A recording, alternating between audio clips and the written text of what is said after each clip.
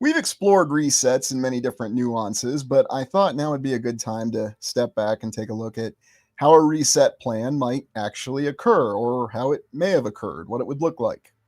And the first image that we're looking at here is actually a transposed image from our interesting illustrations from the Battle of Ventry, where we have an Irish myth that indicates that there was a king of the world who was attacking Ireland and was rallying the forces of the world to do this.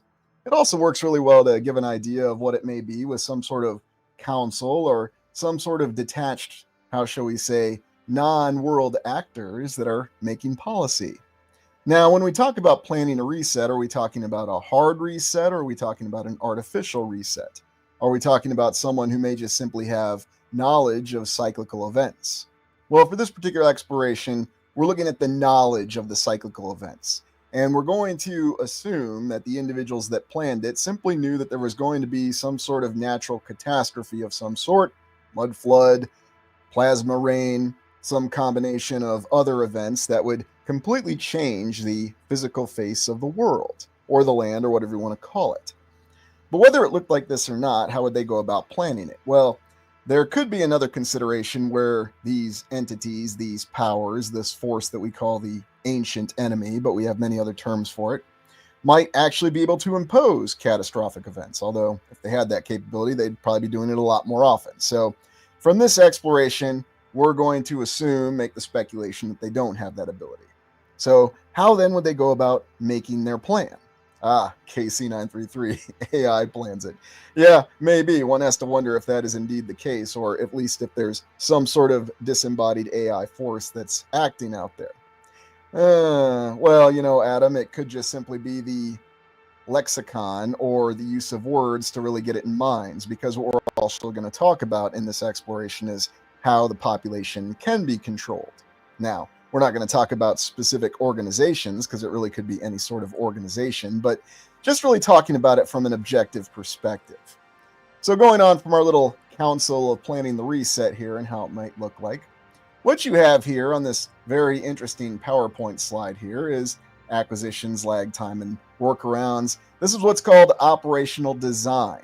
And this is what's used by, namely, the United States military in joint operations, utilizing a plan to go from one state to a different state. Now, I know this all looks like a lot of gobbledygook and it doesn't look that interesting, but what it does show you is that at all levels, there are means of planning to change the way something looks.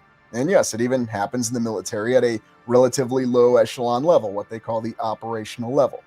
And so what are our objectives? How are we going to change each of these lines of operation? Now, I'm not going to dwell on this one too much. I'm just showing you this to let you know that, yes, there are formats for doing this and how it may work and how it may look. And indeed, there are multiple agencies, not just the United States, who operate in these mentalities. They have different lines of operation. So a line of operation is a focus area. What are the principles of governance? The definition of governance is evolving as organizations are increasingly expected to define and embed their purpose at the center of their business. But the principles of agency, accountability, and stewardship continue to be vital for truly good governance. So what the heck is good governance? We don't know. We're not defining it. You don't say.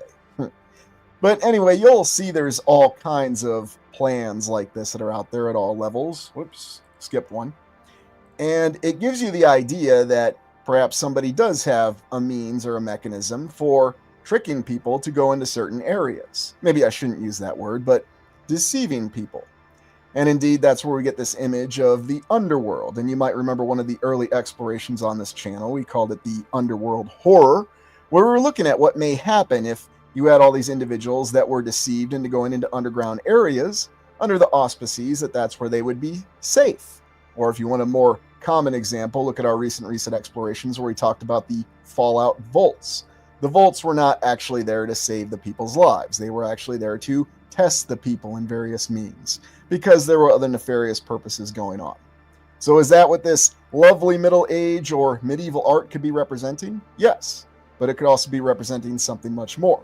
Now, of course, we have it associated with the confabulation that we have in our minds of hell. We can thank Dante for the 9,000 levels of hell. I know it's not 9,000, but I'm just having a little bit of fun with it.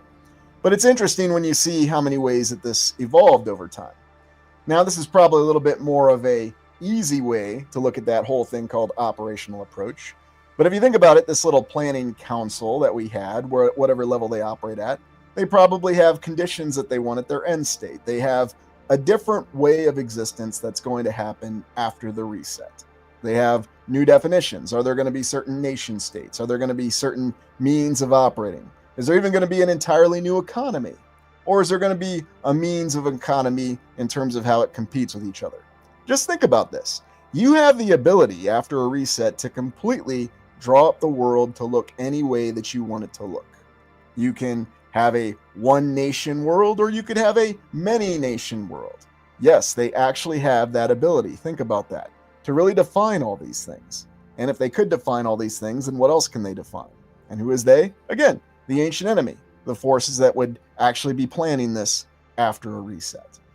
Now, the first thing I wanted to take a look at to go from the overall broad concept, as RB says, a blank canvas.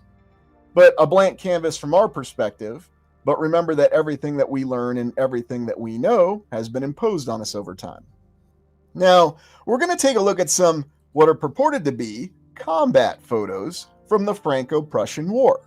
Now, the Franco-Prussian War tends to be overlooked quite a bit. I mean, it is significant from a historical milestone if you look at the official history, but as a conflict, it tends to get hand-waved a lot, especially in places like the United States and other places in the Western world. But it was a significant conflict because it was where Prussia defeated France and the maverick political leader Napoleon. Yes, another Napoleon. No, not the original Napoleon, but this would be Napoleon III. Does it really matter? Is it the same guy? I don't know. I'm not going to delve into that part of the history. But yes, oddly enough, this is only a few years after the United States Civil War, and yet we see some interesting similarities. I wonder what they were actually taking this picture from. Was this from some sort of observation balloon? We have some interesting fortifications, and we have everybody just posing. Where have we seen this before? Nah, it couldn't look like the United States Civil War. And then, of course, we have our many, many formation photos. Now, are we actually looking at the French army? Are we looking at the Prussian army? Doesn't really matter. And you may recall that as that war ended up, France had to surrender, and thus this led to the foundation of the new German state. The German state that was under the overall control of Otto von Bismarck, technically under the leadership of the Kaiser, Wilhelm, although whatever the actual political arrangements were, we can debate it till we're blue in the face. And keep in mind that despite the creation of this new German superstate, we still had many people that were immigrating to the United States from Germany, despite the fact that they had a brand new nation and even a wonderful new social welfare program. Why in the heck would anybody want to leave that? I don't know. Anyways, when you look at the photos of the Franco-Prussian War, you see the same things. I mean, these guys almost look like they're bored. Oh, look, we've got the hand in the coats. And oddly enough, what really strikes me about this is how similar the disposition and the uniforms appear to the images that we see from the United States Civil War. Yeah, is it a parade? Is it just some great photo session? Are we just acting like there's a war? I don't know. It's very intriguing. And as RB says right here, don't even know if the given dates are correct for the photos. No, we really don't. Or if the historical account lines up with the photos that we have. But what we do have here, Griffin says it real well here, strike the pose. That's what it is, too. Strike the pose. You're in a war, but, you're by a cannon.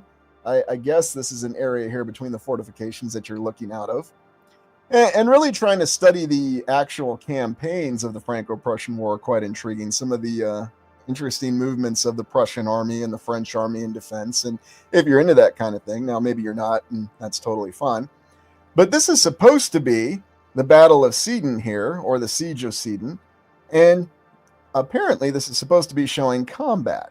Although, of course, when we look closely at this image, yes, we have the usual intricacies. I mean, is this a battle going on? Is this some sort of marching formation? Is there a surrender going on? I mean, it looks like we have some fallen, and of course, I have to be very careful in terms of showing the fallen.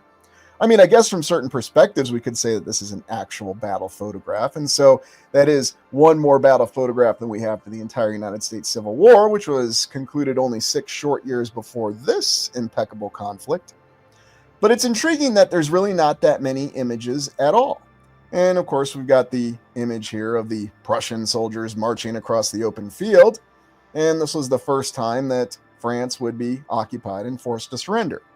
But we're not going to focus on the Franco-Prussian War because there's actually something even more interesting that happened right at the end of this conflict. And in fact, something that is even more well documented than the war itself, which is rather bizarre. Ah, yes, here we have another one of these interesting combat photos. So apparently we supposedly have people that are shooting at each other down here, people dying on the field. But then we got this one guy right here who seems to be standing loud and proud and not really caring if he gets shot in the back. Now, I'm not there, I don't know, but to actually go through these photos and try to analyze them, and I use the term photos very loosely, to try to analyze them, what's really going on here? Or, once again, is this just trying to set our expectations? I mean, I suppose if we just looked at it with a cursory glance, then yes, perhaps we could accept that this is a battle photograph of an actual battle that's taking place during the Franco-Prussian War. But I see that a lot of you are all picking up on the ideas that I'm laying down, and that's why I don't even have to say it. Yeah, Jamie has another way of saying it here, hamming it up. Yeah, I mean, it's literally almost like it's a movie, you know? You've got Brad Pitt right there, you know, because we'll do Fury in the Franco-Prussian War, and here's Brad Pitt standing tall and proud. I mean, really, that could be anybody. But yeah, he's got his knee out there and his hand on his hip, and he looks really cool, large, and in charge, as we'd expect. While soldiers are apparently dying out here. Yeah. Photoshopped, drawn, I don't know. I didn't take the photo. But again, just from the Franco-Prussian War. And then, of course, we have no shortage of our wondrous paintings, much like we have for the United States Civil War, that show the incredible processions here with the Arch of Triumph. Now, yes, I know that's not what they actually call it. This must have been before they completely redid the block and made it into that very impressive grid pattern that we see to this day. Again, I'm sure that's a coincidence as well. So you look at this Franco-Prussian War, you would expect this to be a little bit more well documented. You would expect there to be more photographs. You would expect there to be, hey Rob, good to see you. You would expect there to be a chronological documentation of the photos, given how significant this conflict was. But this is where things start to get really strange. And when we look at a reset plan, a time of fundamental change, what I'm arguing that we have here, going off from this Franco-Prussian War, is actual evidence of a reset in effect, or rather, putting a reset in effect.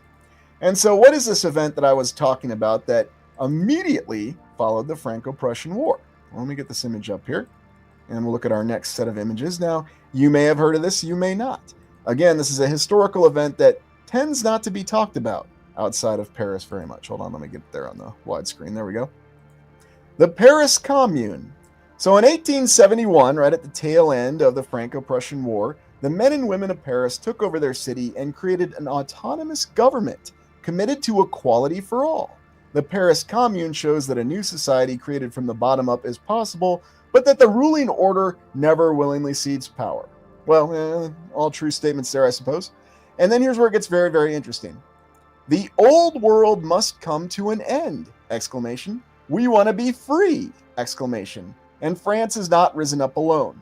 The civilized nations of the world have their eyes on Paris. They are waiting for our victory to free themselves in their turn. A group of Parisian women, April 11th, 1871. Now, it should be noted that this little uprising was conducted officially by this national army that was charged with defending Paris during the Franco-Prussian War. And once the war ended unfavorably for France, and then they started the next French Republic, you know, there's a story of a French Republic always being born after one of these events. Despite that, suddenly somebody started a revolution. Now, of course, most of us in the Western world, especially those of us in the United States, we have a very unique conditioning to react a certain way when we see certain words. And indeed, whenever we see the word commune, yes, it caters to certain preconceived notions in our mind. But this commune is very interesting because it only lasted for 2 months. Now keep that in mind.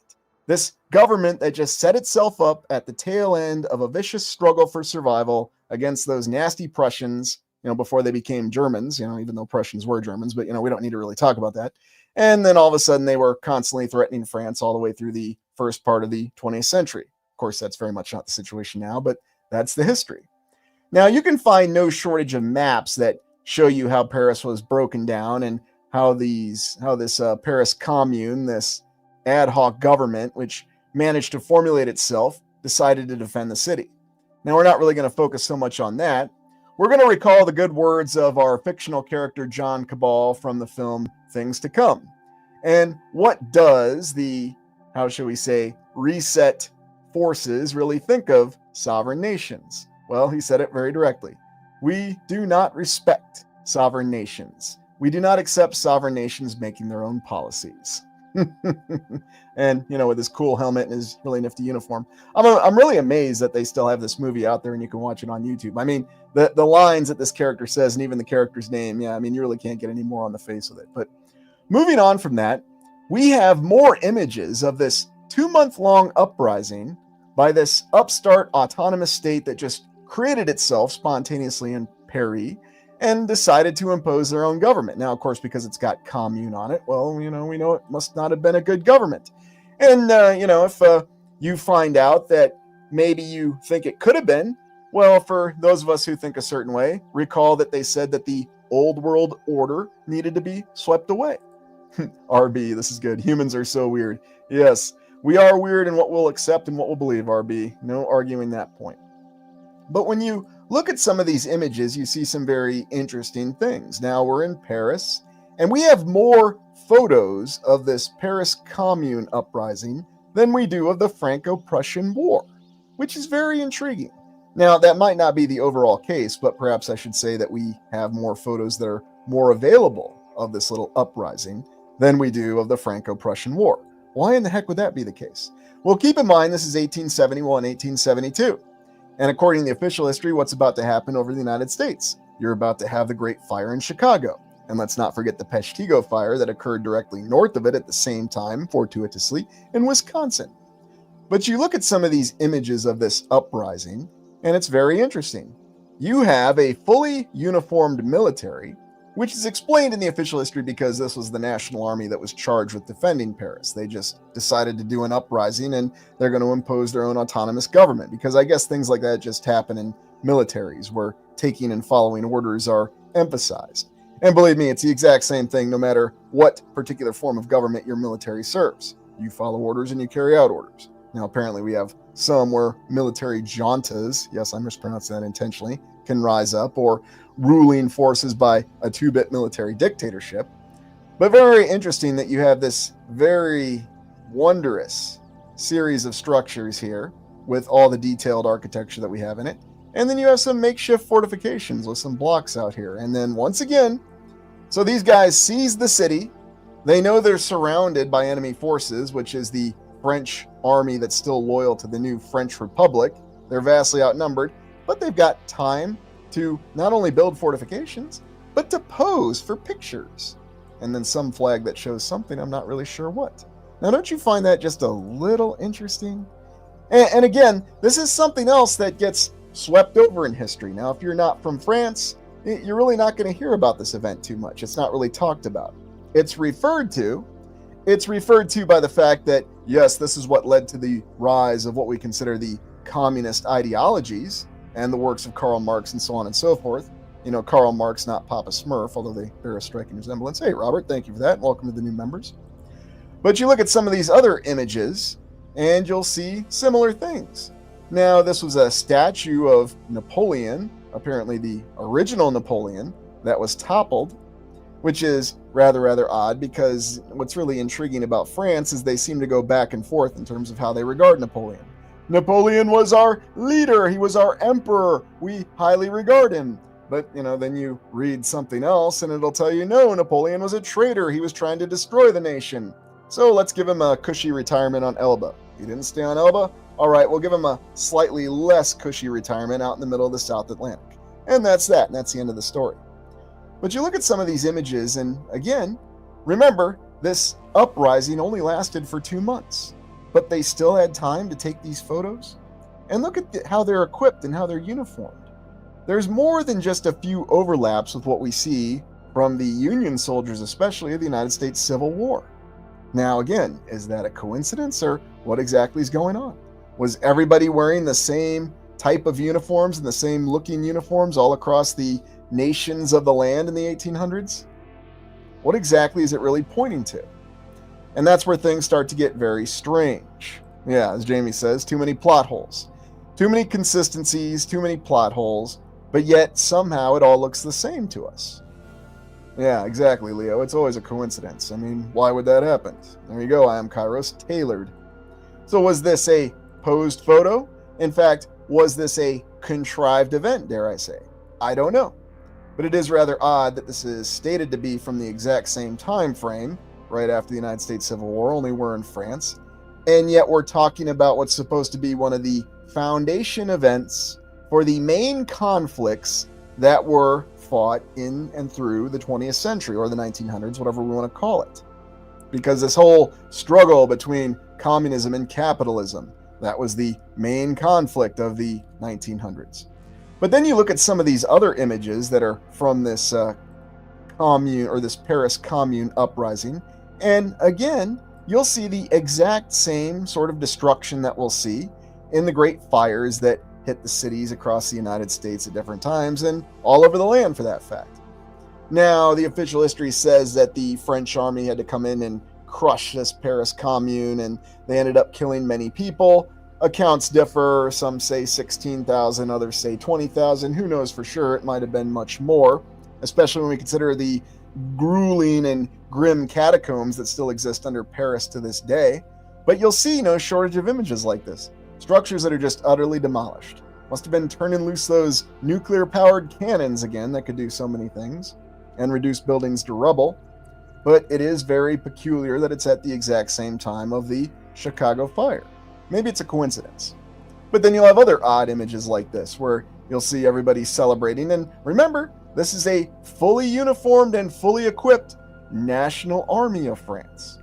And yet they all just decided to take the dive and support this random uprising, this uprising of a national army and citizens, coincidentally, that wanted to sweep off the order of the old world.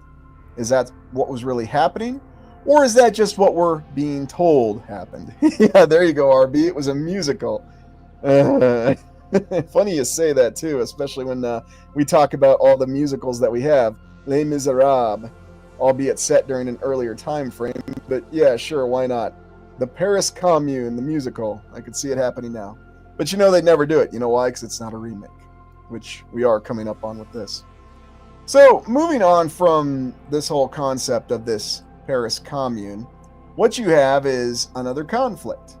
And remember, conflict is not just war. We tend to associate war with conflict, but remember, conflict can be many different things. Any of the implements of national power. And yes, that includes disasters, that includes health emergencies. Anything can really induce a conflict among the people, because it'll get people to fight, it'll get people to struggle against one another. What was really happening here in this commune in Paris? Was this really a random uprising as we're told that it was, or was it something else entirely? Oh yeah, all troops had a band, no doubt about it. And that's what it really comes down to, is when we're trying to decipher, and that's what we're oftentimes trying to do, decipher this historical account that we're given. We have reason to suspect that there are many half-truths that are given to us in this entire account of this Paris Commune uprising. But what's the final truth? What does it all really mean? Is it possible? Oh, here, Vaughn with a great reference, District 9. Yeah, very, very interesting movie. No sequel to it, even though it was an original movie. But yeah, I'm not really sure what was actually going on here. Is it more likely that these words that these Parisian women said, allegedly, were assigned to them after the fact? Is it possible that what was really going on here was that you actually had an enclave that was being wiped out here in Paris? Is that really what the Franco-Prussian War was about?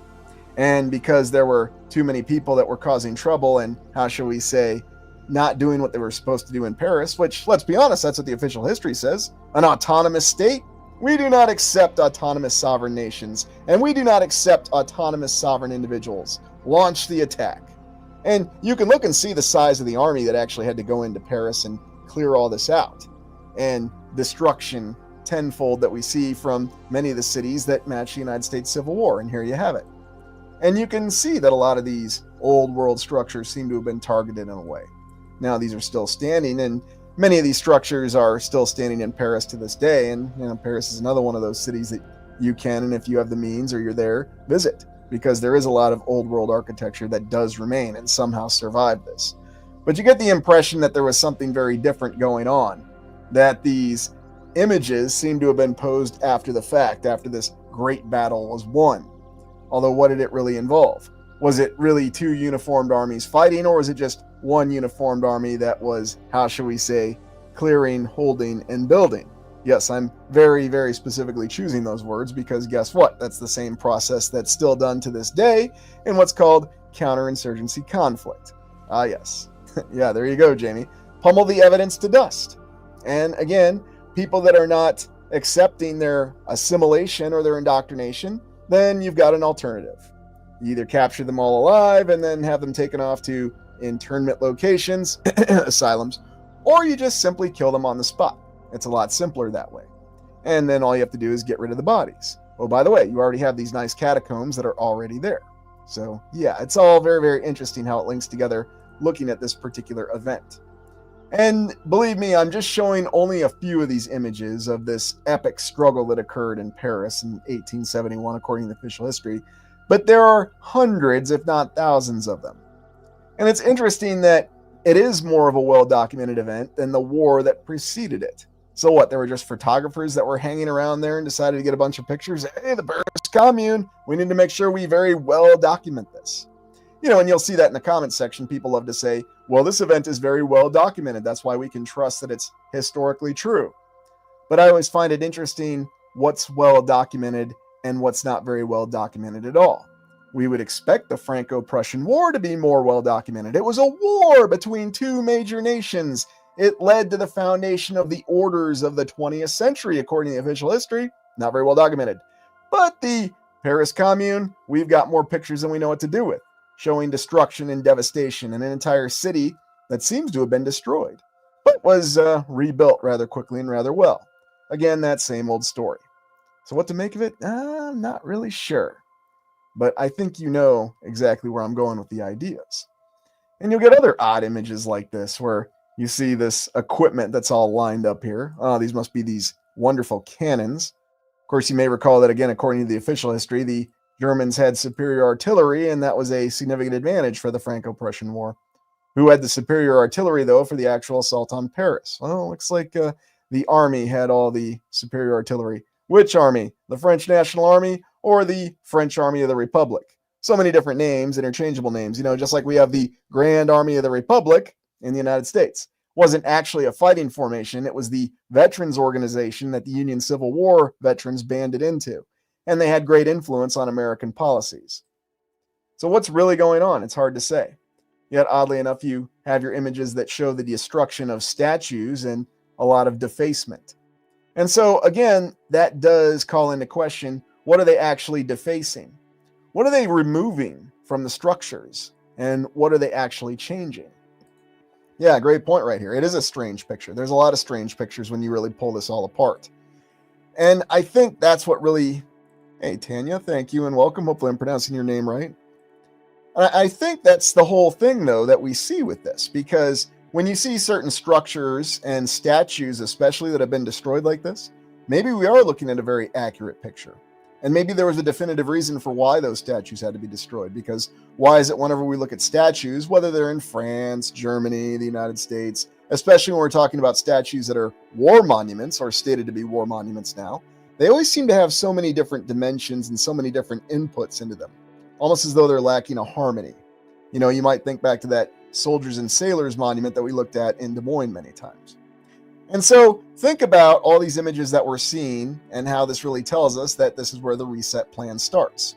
Now, if you have a reset and you know the cycle of when it's going to occur, you need to establish a foundation. And what's the foundation? Well, the foundation is really your base of operations, if you will.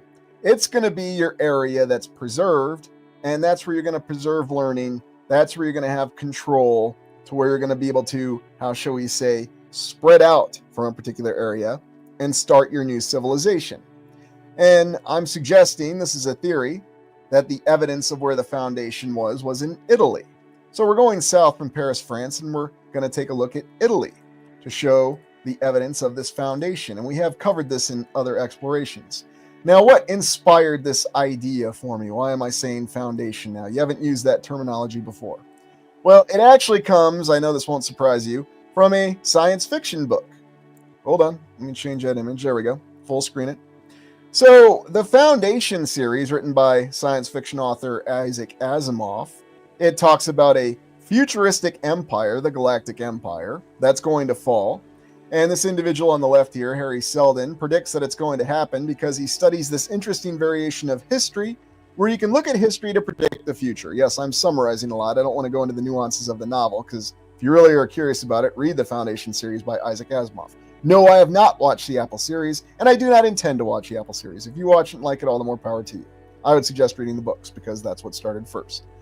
But in any event, in order to stop this barbaric period, this chaos that's going to follow the collapse of this empire, this individual, Harry, sets up this organization called the Foundation that's going to preserve knowledge during this chaotic time, and it's going to shorten this chaotic period from 25,000 years to 1,000 years. Now, we're going to look at the rise of these new humans that may have come with this, although we do see one of the mutants here called the mule, and the mule represents a different type of human. We'll get to that, though, when we look at the new humans that accompanied the reset. Yes, I'm going there, this exploration. It's all good. But back to the concept of the Foundation. So where is this Foundation located? Well, I'm going to argue, and this is a theory, and I'm always open to changing my theories, the Foundation is the Italian peninsula.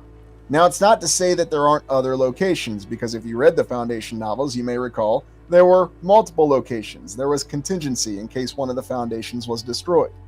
But why not Italy? In Italy, we have the most examples of impressive surviving architecture.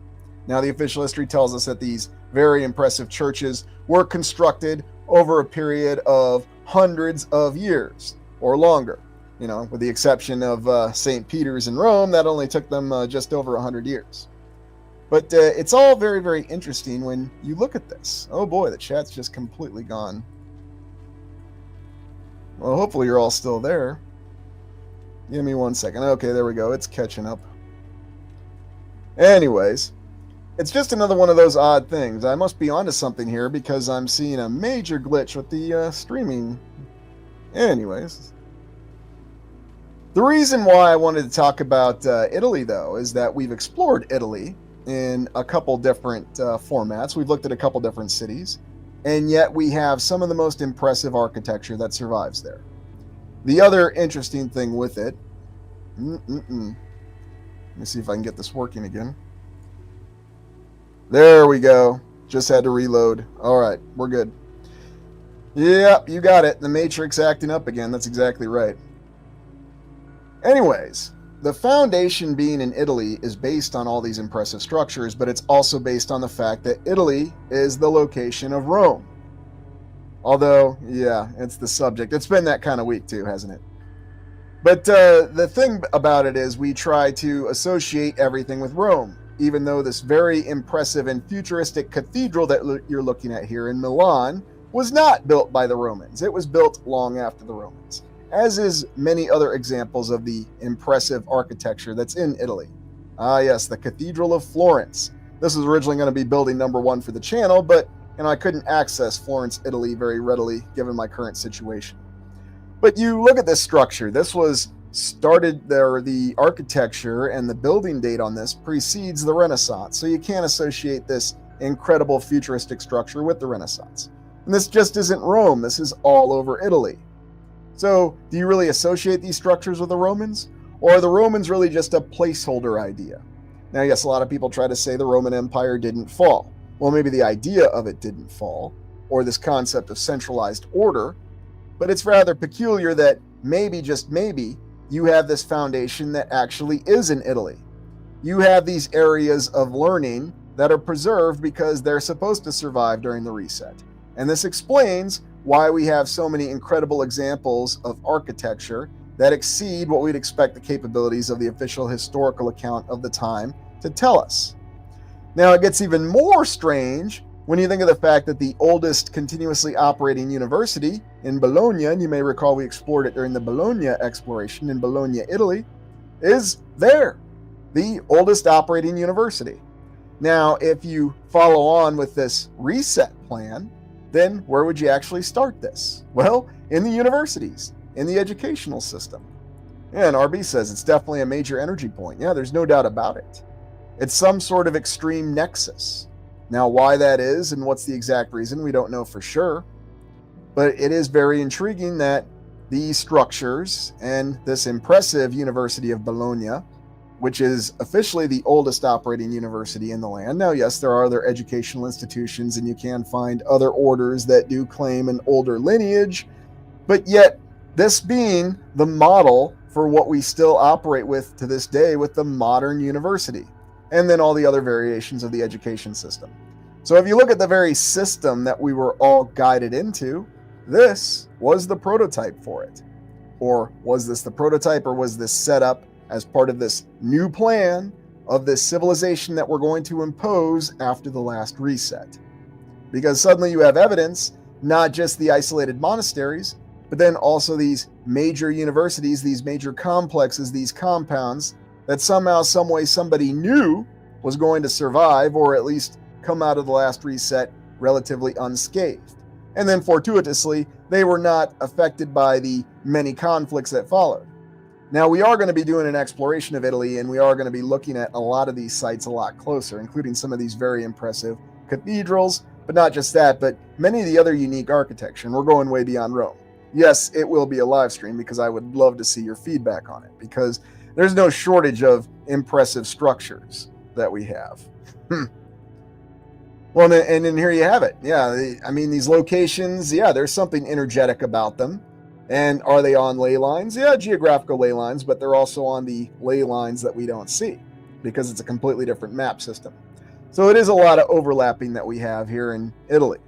And that's the evidence that this foundation, in other words, this baseline for starting your new civilization, it was in Italy. It all makes sense because this is where Rome was. And so that's how we tie it into our historical account. And why we have so many people who know so much about Rome, even though it existed a couple thousand years ago.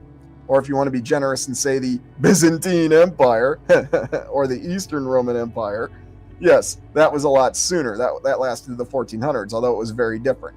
So who the heck knows for sure? But again, it's just another one of those interesting coincidences. But just going into some of the random structures anywhere in Italy, we've looked at several palaces, we've looked at many cathedrals already. You'll see that there's no shortage of impressive examples of artwork, as though Michelangelo lived in every town. There was a Michelangelo or a Da Vinci in every single building to design all this stuff. And not just to design it, but to build it. And then don't forget that they also tell us, according to the official historical report, that there were architects that were exported to other locations.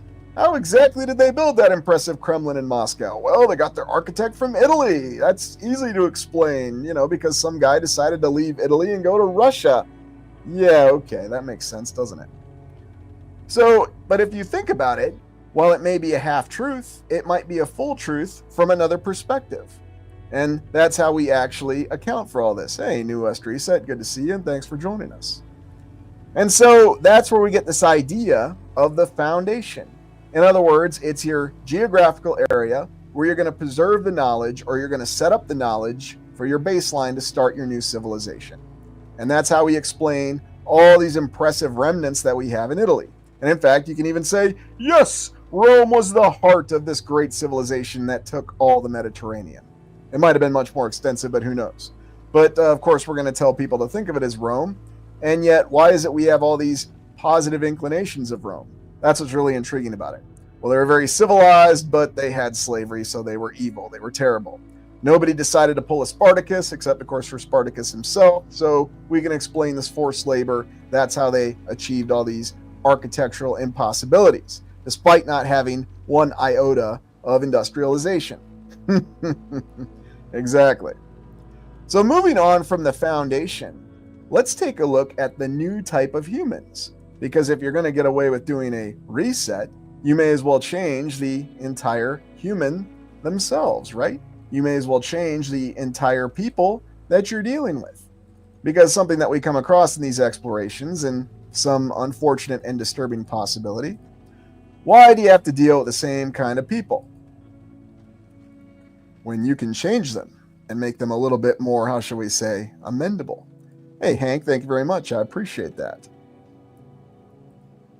And so going back to the numerous images that we have of orphan trains, incubator babies, is it possible that someone was actually engineering or creating new humans?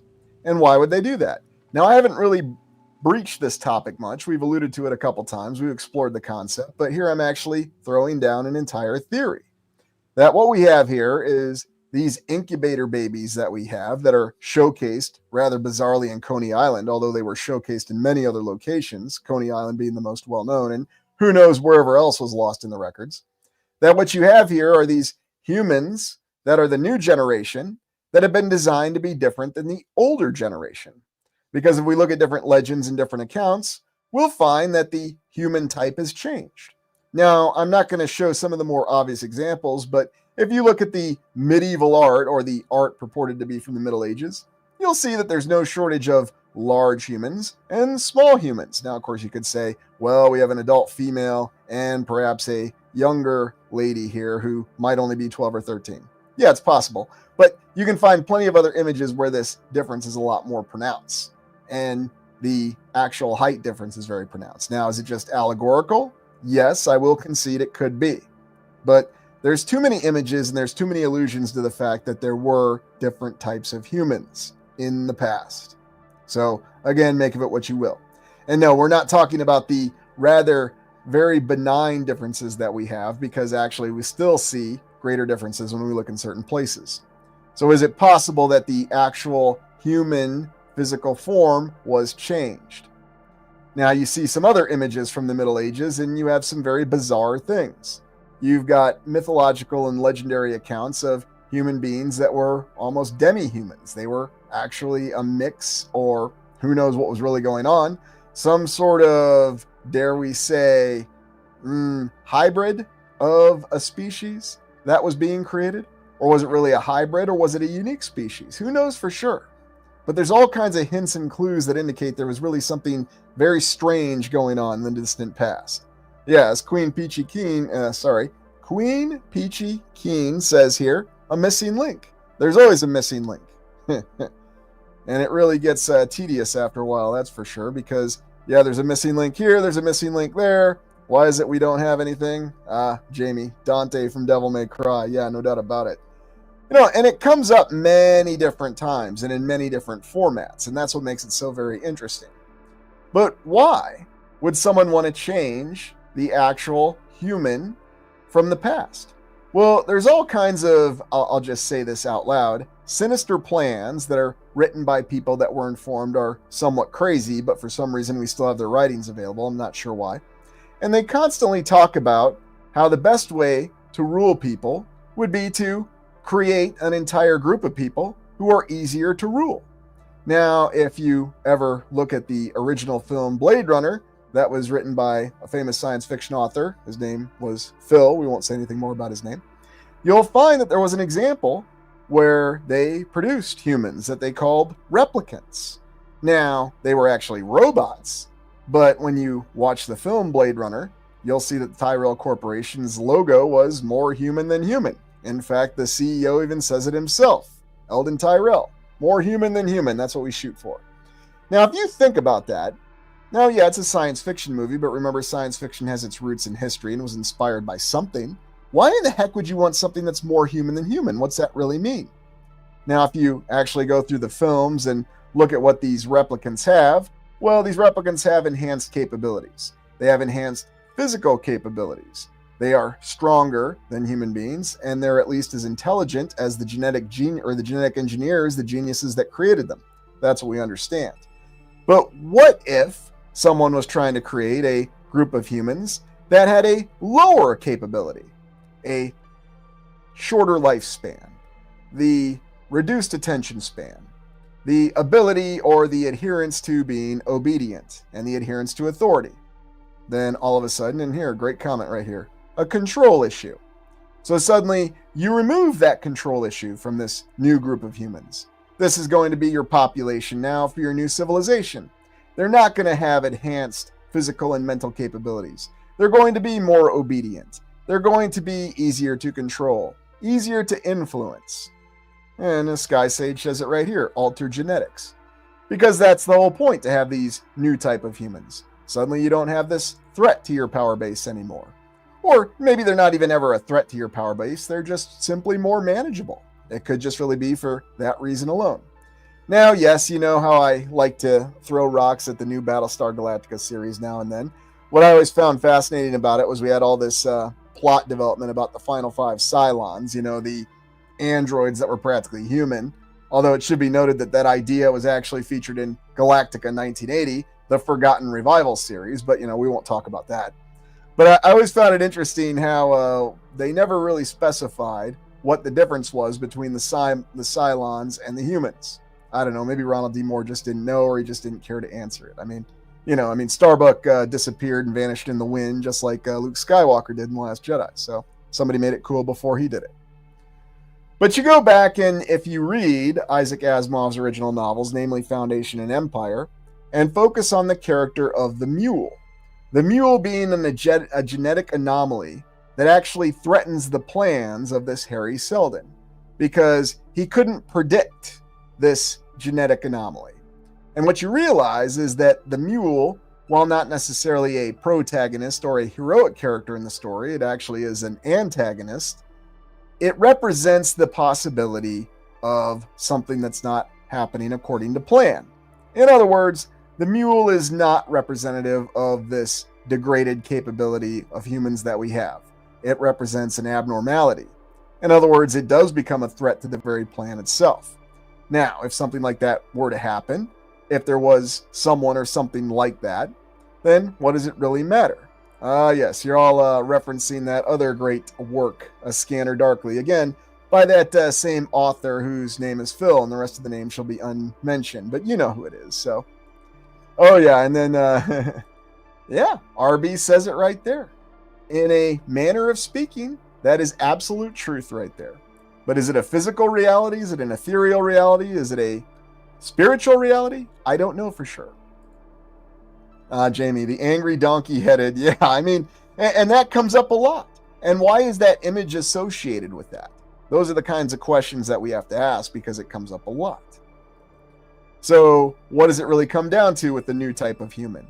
It's also interesting that when you read the novel, there is a time when the mule, who's a mutant human, dresses himself up as a clown, kind of like Kefka Palazzo.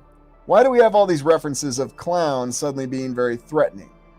Why is it that this foundation in this novel, and keep in mind this is old artwork you're looking at here, this is from even before the 1980s, if memory serves, that you have all these spires that look like they could be from the cathedral in Milan? Is that just a coincidence? Yeah, sure it is. He was inspired by something, I guess. Why is it always a clown? Why do we fear clowns? I don't know. What's it really alluding to? Again, I don't know. Yeah, KC933. Kevin Costner in Waterworld was a mutant. That's right. And remember, we don't like mutants. They're frightening. And oddly enough, that's a theme we see repeated in multiple works. Now, going on from this new type of human, let's talk about how population control can be effectively accomplished. Now, we're not talking about anything nefarious here or terrifying, like the destruction of whole groups of people or anything like that.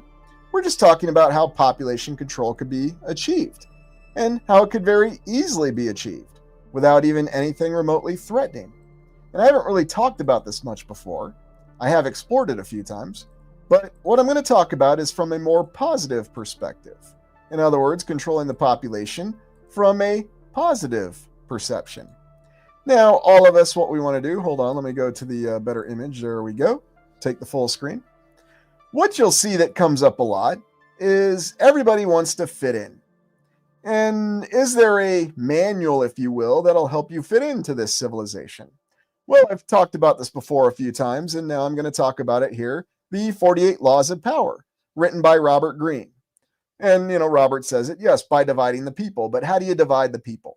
Well, it's simple. You get them to operate in what they think is their own interest, but you give them their own interest. And how do you do that? And I'm not casting author Robert Greene here as some kind of evil individual. Like I said, if he didn't write this novel, somebody else would have, or this book, or whatever we're going to call it. Anyway, the 48 Laws of Power, in a nutshell, is simply 48 laws that you abide by that'll give you power. It'll enable you to actually rise in the society. Although others correctly identify that the only place you're going to rise to is middle management, and you're really going to be in the position of being responsible for everything and achieving nothing. Because what's the first law of power? Law 1, and this is from the book, never outshine the master. How fitting that they use a chicken here with this. Yes, that's very, very fitting. And what does never outshine the master really mean? Well, I'll tell you. It means that you are never the master. You are not even the master of yourself. Someone else is your master, and you should never outshine that master. That's Law 1 in this book, The 48 Laws of Power. So you will never be the master. You will never set your own dreams. You will never set your own interests. Somebody else is going to set them for you. You better know who that person is, and you better not outshine them. Elizabeth here. I'm not going to say it's stupid. And you know why? Because I think it's actually a great example of something to be aware of. But yeah, from the perspective of how many people interpret it, yeah, it's probably a good way to describe it.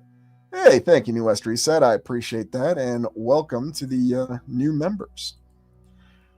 But population control by having these perceptions that are imposed on us. And believe me, Robert Greene's little book here is not the only book that imposes this on us. You can find this in many different self-help books. You can find this in the guide to be a good military officer, a good corporate officer, a good government officer. All these rules read the same. And let's look at some of the other ones. Make yourself indispensable, concentrate your forces. What are some of the good ones that we always see? Protect your reputation. Yes. Just almost as important as Law 1, because it conforms to the mentality that your self-valuation is dependent on what others think of you. Sky Sage says it very well here. How to obey. Absolutely. You better protect your reputation. So make sure you don't tick off your boss, and make sure you protect your reputation. Oh, here's another good one right here, right next to it. Always say less than necessary. Appeal to selfishness, not virtue. Oh, I love it. Surrender to recover. Let your victims feel smarter. Create your own identity. But that comes after 1, never outshine the master. So are you really creating your own identity? Or is this another example of double speak, double think? 2 + 2 = 5. I don't know. I'll leave it for you to discover what you should actually think of this book. I'm not going to say there's points of it that contradict each other. Let's be honest. What book doesn't contradict itself? It's just some are a little bit more obvious about it than others. Oh, here's a good one.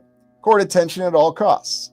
Yeah, maybe that should say court positive attention at all costs, because you certainly don't want to court attention for things not going right. Because remember, you can't outshine the master, but you also don't want the master to think that you're a fool who can't do anything right.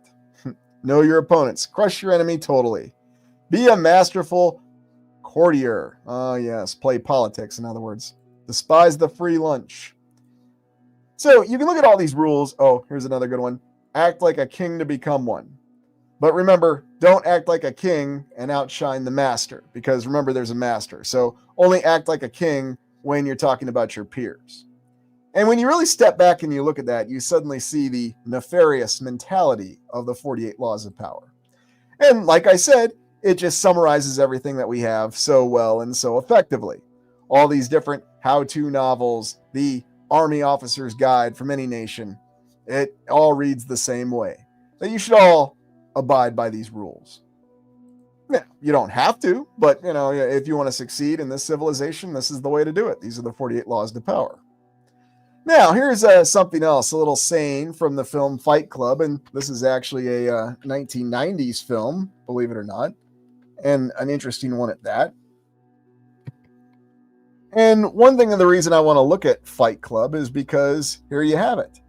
And Tyler Durden says it all right here. You are not special. You were not a beautiful or unique snowflake. You were the same decaying organic matter as everything else. Yeah, it is a really good film, and there's a lot of, how shall we say, I'm not even going to say truth bombs, but just obvious objectivity that's spoken in it. Because guess what? Who views us this way? Big corporations never go up their power and control, they just change their name. Yeah, and it's a pretty effective way to do it, isn't it, Sky Sage? And that's how it's always gone. You can even hear it in that song. Who cares? They're always changing corporation names. Yeah, I know. But anyway, all these laws apply to others. Isn't that interesting? But what I'm really getting at here is with population control is they're setting these expectations. There's nothing extraordinary about you. You shouldn't think of yourself as anything special. You're not.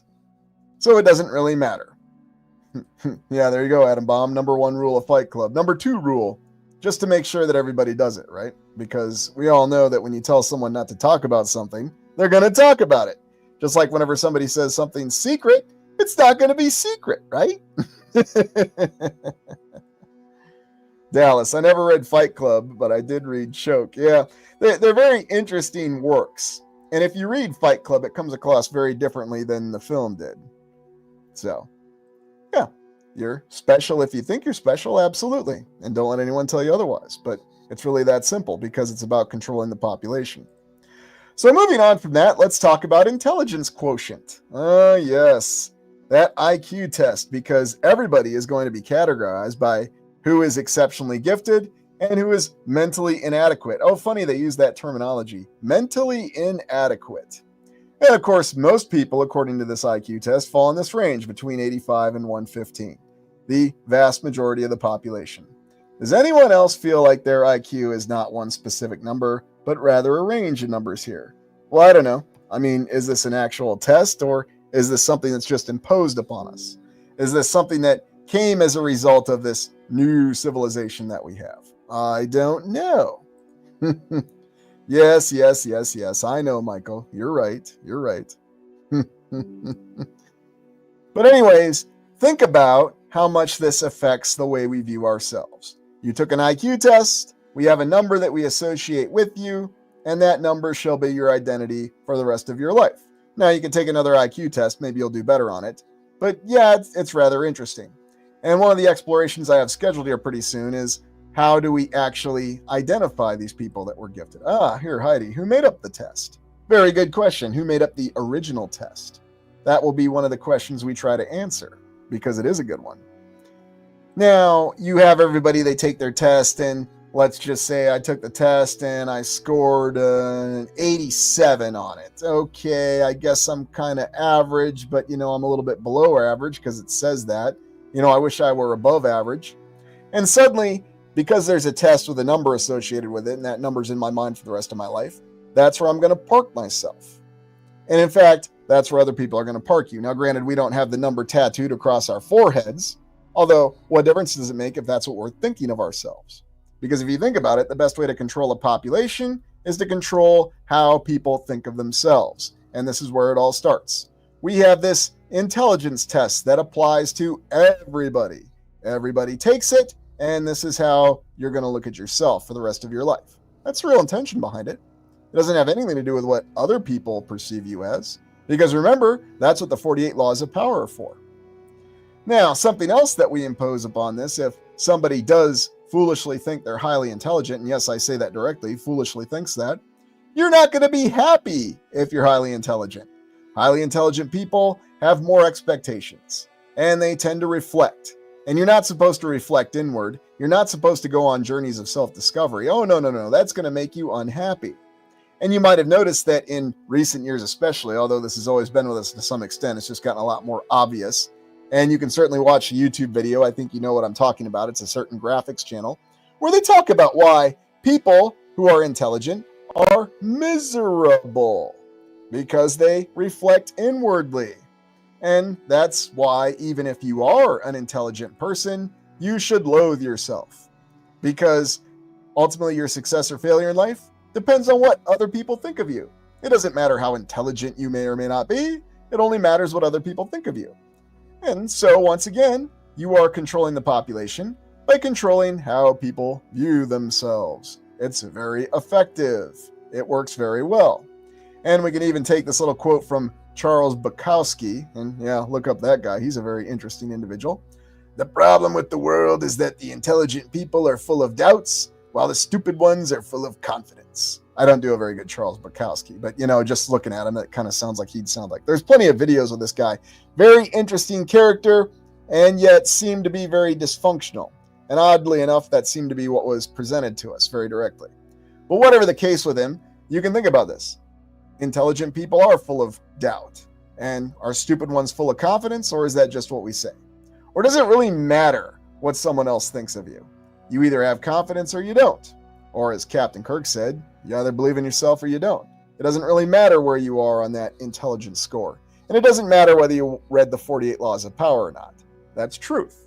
But we want you to think it does matter. Your intelligence score matters. Having self-doubt matters. And what other people think of you, it's the most important thing in the world. That is one of the basic rules of the civilization. And if you look at the 48 Laws of Power, absolutely, starting with your master, but then everybody else. Now, the good old Myers-Briggs personality test. As if we don't have enough fun ways to control the population through self-perception, we've got a personality test that you can take. And this personality test will yield one of 16 results. There's only 16 personality types in the entire land, according to this personality test. Oh, look at this. This changed. They show an ENTJ being a soldier or service member. I thought it was an INTJ or INTJ. Oh, whatever it changes. Depends, when you look at it. I'm sure they change it over time too. But yes, they're saying that of the billions of people, and who knows how many there really are in the population, there's only 16 personality types. I'm just going to be honest with you. I have never subscribed to that mentality. I've never believed that. I've come across many unique people that have shown many dimensions that are far past this. And no, not just in the United States, but all over the land. I believe there are unique individuals, and they are past simply having a designation of 4 letters. So what have we got for you so far in controlling your individual perception of yourself? We've got 48 Laws of Power to succeed in the civilization. We've got an intelligence test that you take and a number that you're associated with. And then we've also got 4 letters. That's your personality. And guess what? When we assign these things to you, whether they're true or not, you're going to conform to them. Oh yeah, well, we're not even getting there for this exploration. We don't have to, but it is another good example.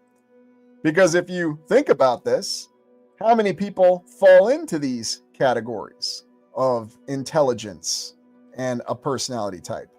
How many people do you already have ensnared, and you're controlling how they think of themselves by assigning them an intelligence test number and assigning them a personality type, a number and 4 letters?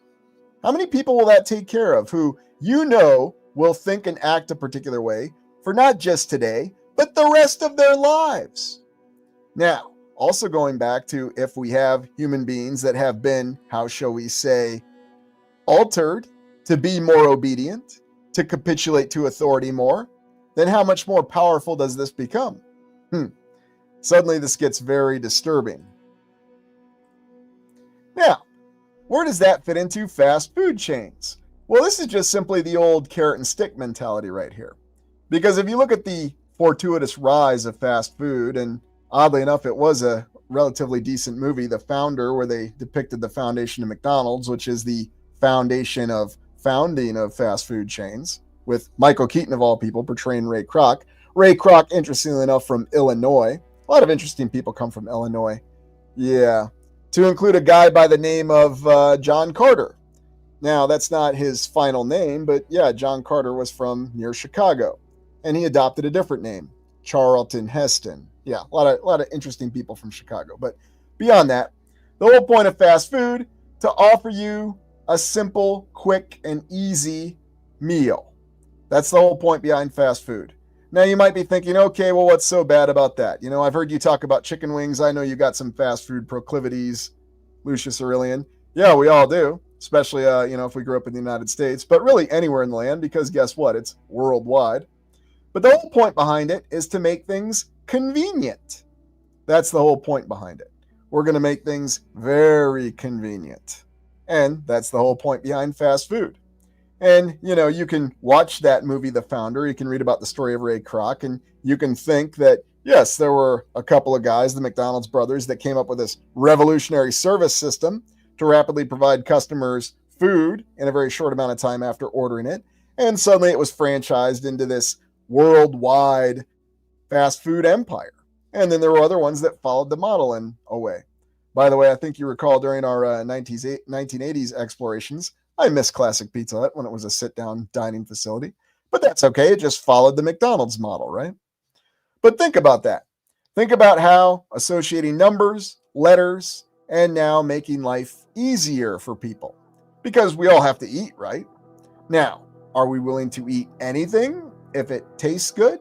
Or if it gives us a little bit of a high in a moment, and even though there's a worse low, are we going to go back and get more of it? Because, I'm not certainly a teetotaler here against alcohol, but how many people are willing to accept hangovers and then, they'll go back and drink the very next weekend? It becomes a habit. So is that something else that we're more susceptible to? Are we more susceptible to habits and processes just because they're repeated, they're comfortable? Whether they make us feel good or not, that's beside the point. That's just my routine, and I'm going to do it. Now, granted, many of us do impose controls, our own controls over our own routines, but how many of us fall into these routines because they're simple? It's easy to go to McDonald's. They had 2 drive-thrus at every single location. And by the way, they started delivering to your house fortuitously before 2020. What a great business decision. I'm sure it was fortuitous. Anyways.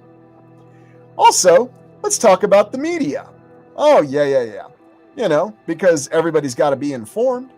Now, one of the things people used to say was, well, in the 1980s, the media was not all owned by 6 major companies. It was owned by about 300 companies. But go back and watch the newscast from the 1970s and the 1980s before this current reality came about and see how true it really is. Is the media really more independent back then? And you can find no shortage of examples. Or is it the same thing? So are they really just giving us a different explanation for why we have these numerous companies that tell us what's really going on in the world? Yeah, you could watch CNN and then you could watch Fox News and get entirely conflicting reports. But then, are they really conflicting, or are they still talking about the same major events? I'll leave that question for you. I'm not going to deep dive in the media in this exploration. Merely talking about thinking on the concept that we're informed very clearly that the media is owned by 6 major companies. And they like to tell us that in the past it was owned by multiple independent companies, I guess. And then last but not least, if you want to look at the true nature of how Thomas Hobbes looks at government, read Leviathan by Thomas Hobbes. And Thomas Hobbes, who was a philosopher from the English Civil War time frame, he argued that the sovereign, that was his euphemistic term for absolute authority government, that's exactly what a government should have.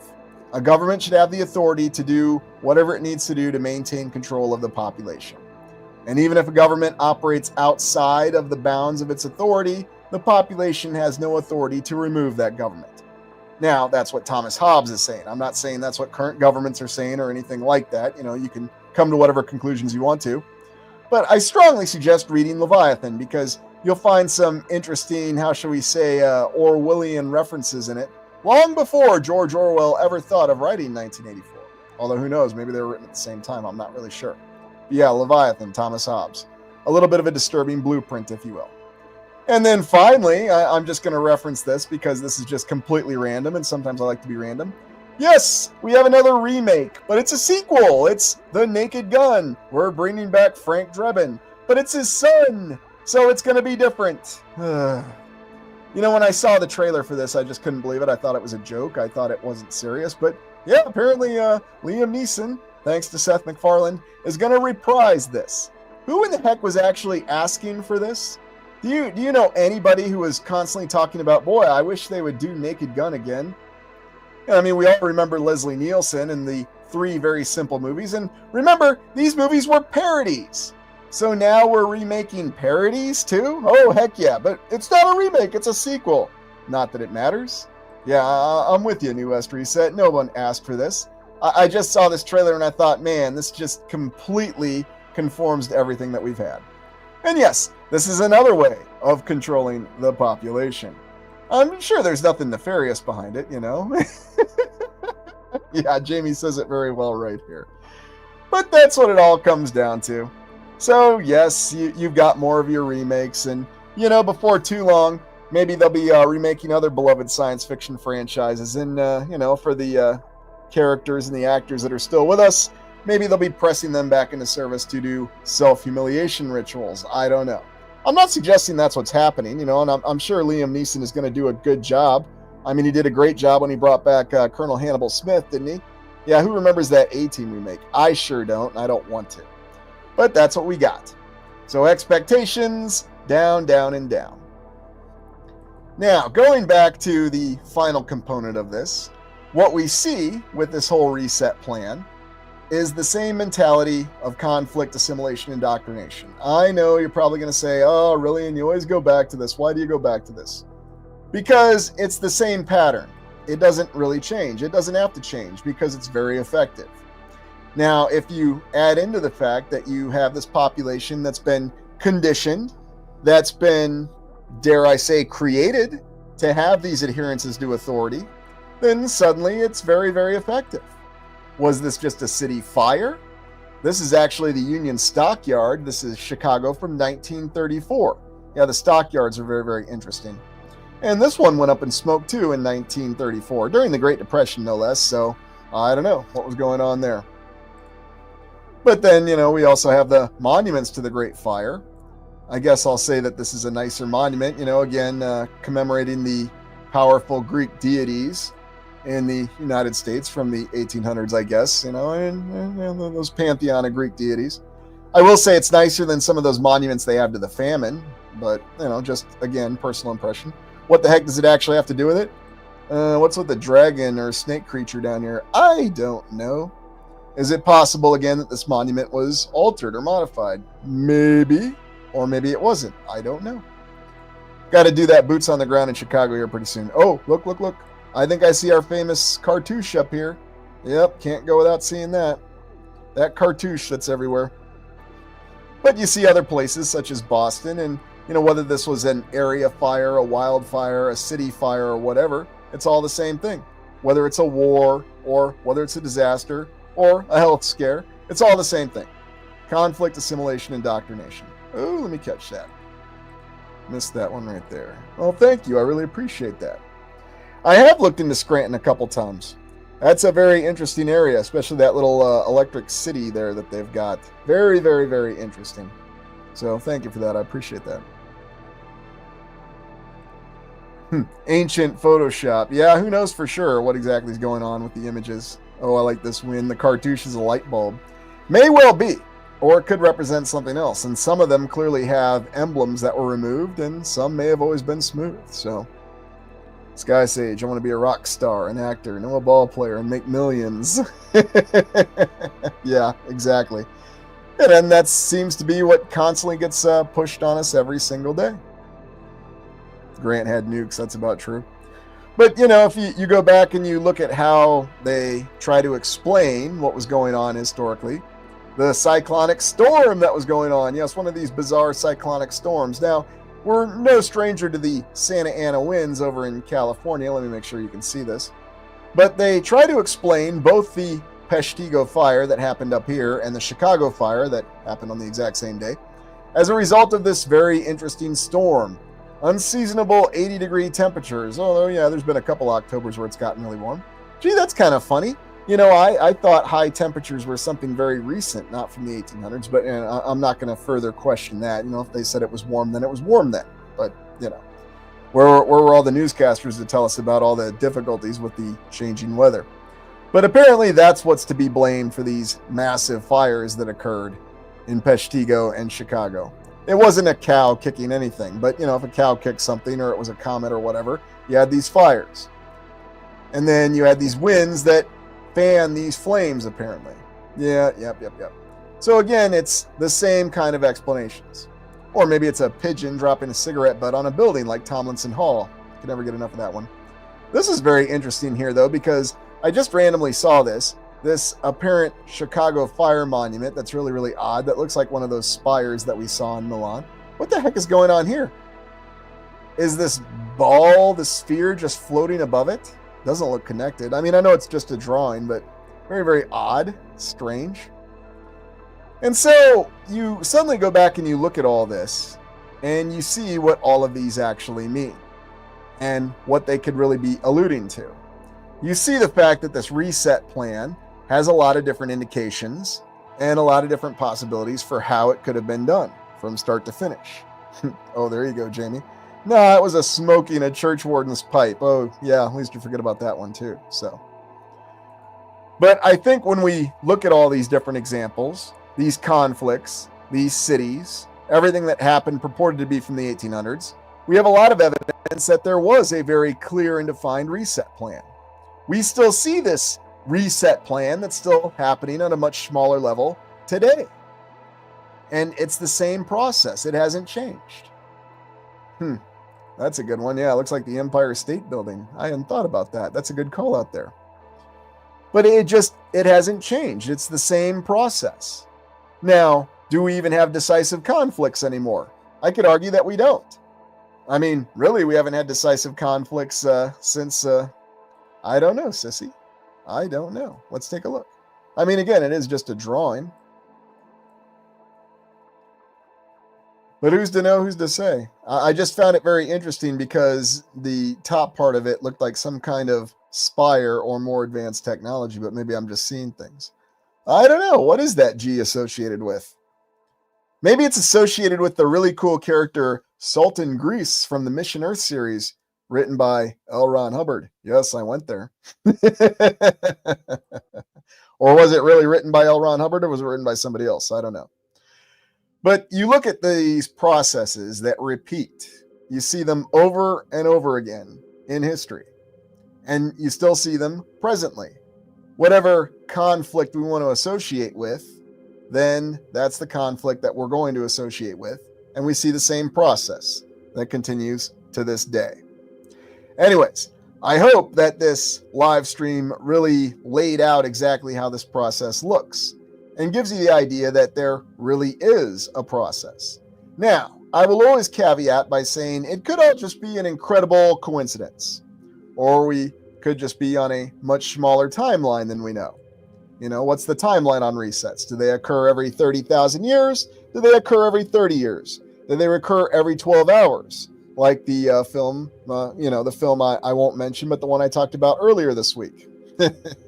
So, anyways, please hit the like button before you go, and I appreciate everybody for joining us for this live stream exploration.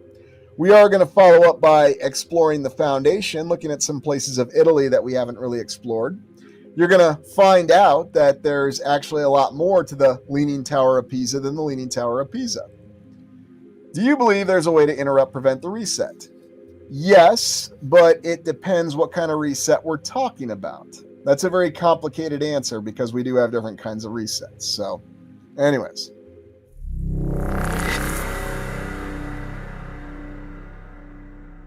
Through our explorations, we've seen many examples of what we consider reset compounds. How exactly does one go about surviving a reset? It's a question that we've considered in all these explorations, and yet we may not have realized that we've already looked at many of these compounds. Now let's look at them directly. I'm no sorcerer, but I'll gladly test your steel, old friend. In the Five Eras theory, we spend a lot of our exploration time between the Fourth and the Fifth Era, and this is because we have the most remaining evidence.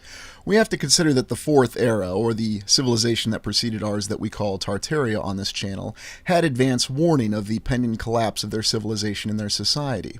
And indeed, looking closely at the Fourth Era timeline itself, we see in the three phases the final phase concluded with its decline and fall. They clearly knew that their civilization was falling. Now, they may not have known the exact details behind it any more than we do, but we have suspicions. It was a conflict, it was some sort of calamity, a disaster, a flood, a deluge, plasma rain, many different theories as we do see these examples across the land. And yet somehow the civilization did know that they were falling, and they no doubt took precautions to try to facilitate the survival of many individuals within their society. But one dark question that we have to consider is, was the civilization operating on the same mentality that it was earlier, or had it been infiltrated by the forces that they were indeed engaged in conflict against? We have evidence for both, but we see that when a civilization's falling fast, your best option is to design and build survival compounds.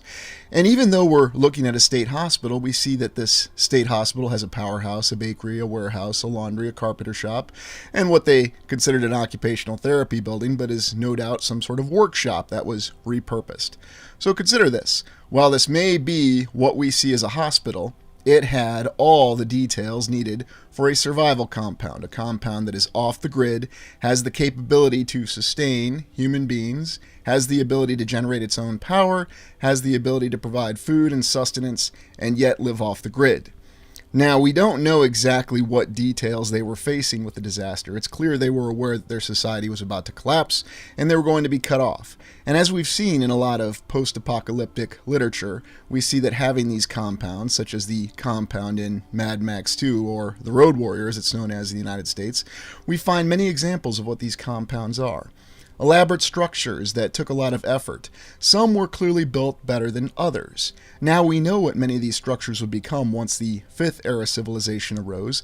They would be repurposed into many different institutions that we consider asylums, whether they're asylums for people we're told were mentally ill, soldiers' asylums, orphanages, and even universities, civic centers. They've been repurposed into many different things. But keep the perspective that we're in the Fourth Era and we're actually looking at these structures and the challenge that they faced. It's clear that some were built better than others. Some they had a little bit more time to plan out and put a little bit more effort. And we're certainly not aware of what their actual construction techniques were or how long it would have taken them to actually erect one of these structures. Perhaps they could have done it in a very short amount of time. But we do see a variance in the quality of construction and also the number of buildings. For example, this isolated asylum in Kansas no doubt could have been an effort by the locals at the time, at the end of the Fourth Era, to try to establish some sort of survival building, and that's why we see some that are isolated. Or perhaps the subsidiary buildings were torn down or lost over time. The reason we have so much evidence, though, with these compounds is that you tend to see a large group of old world buildings that are all kept together. And this suddenly explains all these asylums and the well-constructed main building that they have, along with all the subsidiary buildings, having their own power source, their own ability to live off the grid, generate food, water, and sustain people for an indefinite period of time. Many are also geographically isolated. And because of that, that's probably the reason why we could say that they were originally intended to be survival compounds. They knew that their society was collapsing. They didn't know exactly what they were facing, though. Was it this adversary that we've posited in other explorations that the Fourth Era civilization was facing? Or did they even know that they were going to face some sort of terrifying natural calamity? Were they aware of some sort of plasma rain, or the very nature of the land changing in ways we can't imagine? Most of our current experiences with our literature always talk about surviving nuclear destruction. But perhaps this society faced something very different. I mean, you could make the argument that a lot of these compounds are not very defensible, but perhaps they're not defensible from the weapons that we think of. Another disturbing question that we don't often consider is, if direct firearms and firearms are considered the greatest weapons, then why are we allowed to have them so freely? Perhaps there are other sorts of weapons out there that are far more terrifying, far more destructive, and yet at the same time far more controlled in the application of their destructive capability. Think about that with the different types of destruction that we've seen, widespread and yet some very localized. Back to the concept of the reset compounds, though, we still have many of these facilities all over the land, and we have explored them very extensively. Many were initially repurposed to become our lunatic asylums in the 1800s, or the time frame after we believe the reset really occurred. Although we don't know for sure, there seems to be a lot of evidence that there were many of these compounds that were remaining, they were fully intact, and then they already happened to be geographically isolated. So, as they were imposing the plan of conflict, assimilation, and indoctrination for the Fifth Era civilization, these former reset compounds that ironically facilitated survival were now going to be repurposed as concentration camps, as exclusion camps to send people who were not properly assimilating into this new civilization of the Fifth Era. Or in more direct terms, they were not accepting the fact that things had changed and that they had a different knowledge and awareness of a previous civilization. So they were sent to these former survival compounds that were now repurposed as insane asylums, as they were called, eventually changed to the more gentle name of mental hospitals as years went on, but ultimately serving the same purpose. And indeed, we can see that in our recent history, it wasn't until the 1970s, the 1980s, relatively recently, that the original purpose and function of these mental hospitals was finally dropped. And yet you can see with the variance in construction when we look at different mental hospitals, some are more well constructed than others. Others seem to have the same geometric precision on their interiors. And this is not something we'd expect to see in the 1800s, even for what is supposed to be an altruistic Kirkbride plan that was designed to facilitate the mental health and well-being of all the patients that were sent there. And indeed, you might recall when we did our explorations, we found that there was any slew of reasons going down to not liking someone as being an acceptable reason to have someone committed to a mental asylum in the 1800s. But looking at some of the other structures, and now that we consider that these are actually survival compounds and seeing the variance in construction, this suddenly explains this. This explains the fact that we do have this variance in construction. It seems that some were more prioritized and they had a little bit more detail put into the architecture. They also seem to have been more well equipped with some of what we would call antiquitech, or power generation capability. It seemed as though they possessed different aspects of power generation, as though there were redundancies that were factored into these survival compounds. And again, this all makes sense because of the fact that you need these survival compounds to stand up to all sorts of different challenges, all sorts of different considerations. But when you look at them, you can see that they have all the aspects of the hints of technology that we've seen in many of the other old world buildings that we've explored that still remain in the cities. But you really have to consider this aspect that these survival compounds were geographically isolated. So it gives the impression, it gives us many clues that the previous civilization was facing many different threats. There was clearly an existential threat that was threatening them in their main population centers. And so it seems that the population had to disperse to try to facilitate their survival. And this is reflected in many of the post-apocalyptic literature that we've seen. And you can even find it in the whole concept of fallout shelters, survival compounds, and even to this day with the survivalist mentality. Now, I'm not conducting this exploration to try to say that we're going to figure out when the next reset's going to happen or anything like that, and that we should panic. We're simply looking for what happened in the past to develop a better awareness. And then it's up to all of us as individuals with what we're going to do with that awareness. But I believe that the theory that these compounds were originally survival compounds to get the last civilization survivors through the reset makes a lot more sense than some other purpose for these buildings. Now, it is possible that these buildings or portions of these compounds did have a very different purpose when they were originally constructed in the Fourth Era civilization, and then they were repurposed to be survival compounds. So think about that. Let's just take this St. Elizabeth's Hospital, for example. Originally it was constructed as something akin to a hotel in the Fourth Era civilization. They knew that the downfall of their civilization was coming rapidly, so they repurposed it to a reset compound. Because it was well constructed and it had a lot of the infrastructure to survive the reset. After the reset, it was then repurposed again into a hospital and an asylum. And indeed, we can take this to the final conclusion where some of these mental asylums are even being repurposed back into hospitals in our current civilization. So consider this. These buildings are so well built, so well constructed, that they're able to survive all sorts of calamities. They're able to survive vast changes within what they face in their environment, and they're able to survive existential threats. We don't exactly know what sort of weapons were available and used towards the end of the Fourth Era, but it seems clear that there was all sorts of different types of destructive weapons that could cause the complete collapse of buildings even built as well as this. And yet we can still see some newer examples of construction and architecture, and perhaps these are the structures that were built in a more hasty manner to try to facilitate the survival of the survivors of the Fourth Era civilization. The other more disturbing aspect, though, when we consider the fall of the Fourth Era civilization, is that these asylums were all over the land.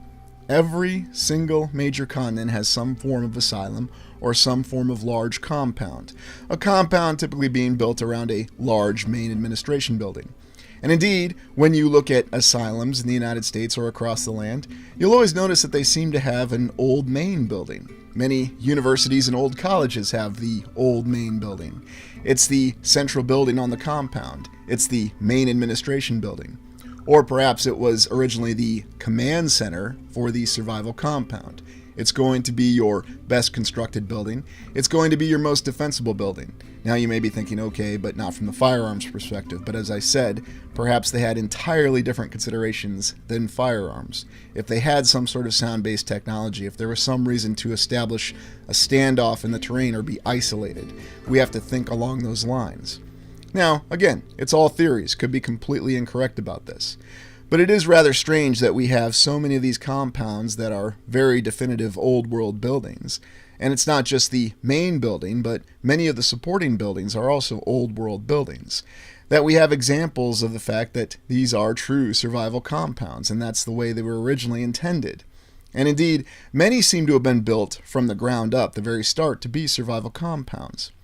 I'm reminded of the entire concept of the vaults in the Fallout universe, and if you've never played the Fallout games, it's a post-apocalyptic, it was originally a PC game from the 1990s, based and inspired on the Mad Max concept, and what we saw was civilization knew they were facing a nuclear war, or their version of a reset, and so their means to survive it included constructing underground vaults. Now on that note, I'm well aware that most of these facilities we're looking at are above ground. But we can see exactly how isolated they are, such as this one in Cherokee, Iowa, one of the most geographically isolated asylums that we've seen until you go out into the west where it's even more isolated. But if you think along those concepts about the fact that many of these large compounds are built in essentially the middle of nowhere, and if their intention was indeed to survive, many different forces trying to eradicate the remaining population, it suddenly makes a lot more sense. Now, we do know, and we just explored many catacombs underneath the major cities across the land, not just in the United States. And so it seems as though there was an underground and above ground component for this. Now, in a more insidious note, could it have been possible that there were people who were taken into these compounds, and much as we saw in the plot line of the Fallout series, the vaults were actually not truly for the survival of people. They were merely to take people to experiment on them in many different sort of crazed social and medical experiments. And yet, ironically, we'd also see that these compounds, once they are repurposed into asylums, that's exactly the function that they served. And so what it gives us a clue towards is that perhaps the Fourth Era civilization, their leaders, their administration, had already been infiltrated by the forces that they were battling. And indeed, we suspect that's the reason for their collapse. When you look at how well constructed the compound, or the mental asylum, or the hospital as it's known now in Cherokee, Iowa truly is, while considering how isolated this location truly is, it gives many different clues to what was going on. We can see that there was some very definitive effort put into its construction. It was to survive a long time, and it still stands to this day, the entire structure and the entire compound. And yet the geographical isolation, it's a terrifying concept to imagine a scared population facing their extermination, trying to seek solace. And yet when we see the many fortresses and many of the hasty efforts that still exist to this day, that we know would do no good against an invading army, because an invading army could simply isolate them and engage in siege warfare and starve out the population. Unless, of course, many of these compounds were well equipped. Many of the fortresses that we see were equipped to survive for an indefinite number of years, or they had the ability to sustain themselves. It points to many different possibilities. And we're going to be exploring exactly what we believe happened towards the end of the Fourth Era civilization, because we do have many clues, as I said, that indicate that they were facing an existential threat. Now, looking at the Independence Hospital in Independence, Iowa, we see probably one of the most finest constructed facilities or survival compounds. And I wanted to zero in on this one because we did actually do an on-site exploration, and it's probably the best example of a reset compound that had a lot of effort put into it. And looking initially, what we're told is that the exterior walls of this facility are constructed of what's called Anamosa limestone. Now consider this. The official history tells us that this was originally built as a mental asylum in Iowa in the 1870s. And there was a vast need for it because the original asylum in Mount Pleasant, Iowa, which is in the southeastern portion of the state, was overcrowded. So somehow they managed to build not just this main administration building, but this entire compound with its own power generation capability and ability to live off the grid. Yes, in the 1870s, we're told, although, of course, the official history will tell us that the subsidiary buildings came later, with this sort of interior on it. Does this really make any sense if they're going to put this kind of effort into an asylum that they have a rapid need for? Or does it make more sense that this was either built from the ground up to be a reset compound, or perhaps this was some sort of wondrous hotel or retreat in the Fourth Era civilization that was repurposed into a reset compound, and then after the reset it was repurposed again into an asylum. Indeed, when you look at many of the images and you see just how well constructed the interior of this building is, having this sort of theory suddenly explains a lot of these conflicting aspects that we see with these mental asylums. And you could apply the same paradigm to universities, civic centers, any sort of compound across the land. There's also the underground aspect. Considering how the underground is facilitated in the Independence Hospital or the Independence Asylum in Iowa, it makes a lot more sense that someone would use this to try to facilitate their survival, that there was some reason that they couldn't be outside or above ground. This compound actually gives you the ability to attend to both. You can be above ground or you can be below ground, and you have the capability to survive whatever threats that you're facing. When you look at the size and immensity of the Independence Asylum in Iowa, it's not just the fact in how well constructed the main building is that strikes you. You also find out just how much territory this is really taking up, how much ground and how much area that they have for this entire compound. And when you visit it in person, you can actually witness just how well constructed it is. Now, I don't know for sure. Was it originally a structure in the Fourth Era that was repurposed to be a reset compound? Or was it something that they put a little bit more time and effort into to construct and make sure that it was going to stand up to whatever threats that it was potentially facing? Perhaps they knew that there was some sort of plasma fire, or dare I say, some sort of sound or energy weapon that was going to be employed, and only a certain type of construction would have been able to stand up to those threats. And yet to this day, when you look at the construction materials, you can see that it matches the fine-tuned construction of the Iowa State Capitol itself. And it was actually built in the exact same time frame according to our official history, and yet it's still standing in total perfection. The structure itself is not eroded in any way, shape, or form. And we're well aware that this far north in Iowa, it faces challenges from the weather every year. And let's not forget about the tornadoes, the difficult winters, and many other aspects. And it still stands and functions to this day as a hospital. But originally we're told that it was a mental hospital in the 1870s. And there are many subsidiary buildings that support this structure. It's not just the main building. So suddenly, this becomes an idea of a civilization that saw what was happening. A terrifying note that they did have some forewarning of what was about to happen. Perhaps they were involved in some sort of conflict that they realized that they were not going to win, and there were still some aspects within their civilization that had good intentions to try to attempt to allow the population to survive. Or, on a darker note, perhaps most of their leadership was already compromised by some sort of internal corruption, and they merely decided to send the people here, and indeed also to the underground survival catacombs, to be experimented on, or worse, just simply killed. Now, you might be asking, why would someone go to all the effort to do this? It seems if you're going to completely destroy and reset a society, one of the best ways to do it would be to completely disorient the population. And one of the things we have to consider that we haven't, because it's frankly not exactly an optimistic consideration, is that the examinations on the population that were done before the reset.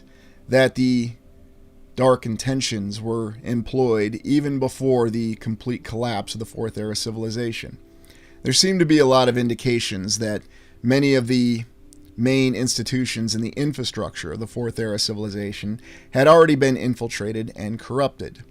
Because if they really had the capability to build these buildings and they really had the concept of unity within their civilization, then they should have been able to fend off this threat. And indeed, we do suspect that they did win the first conflict, and that was in the second phase of the Fourth Era civilization.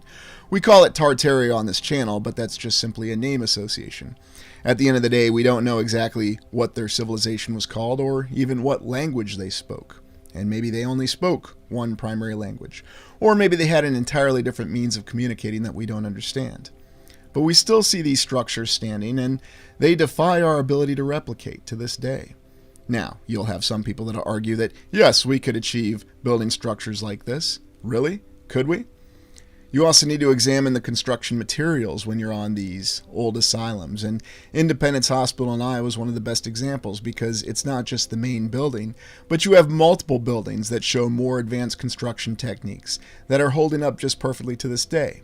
And on the sidewalk just below where you're walking here is one of the main tunnels that connects the primary administration building to one of the subsidiary buildings. So it's very clear that they put a lot of effort into this structure.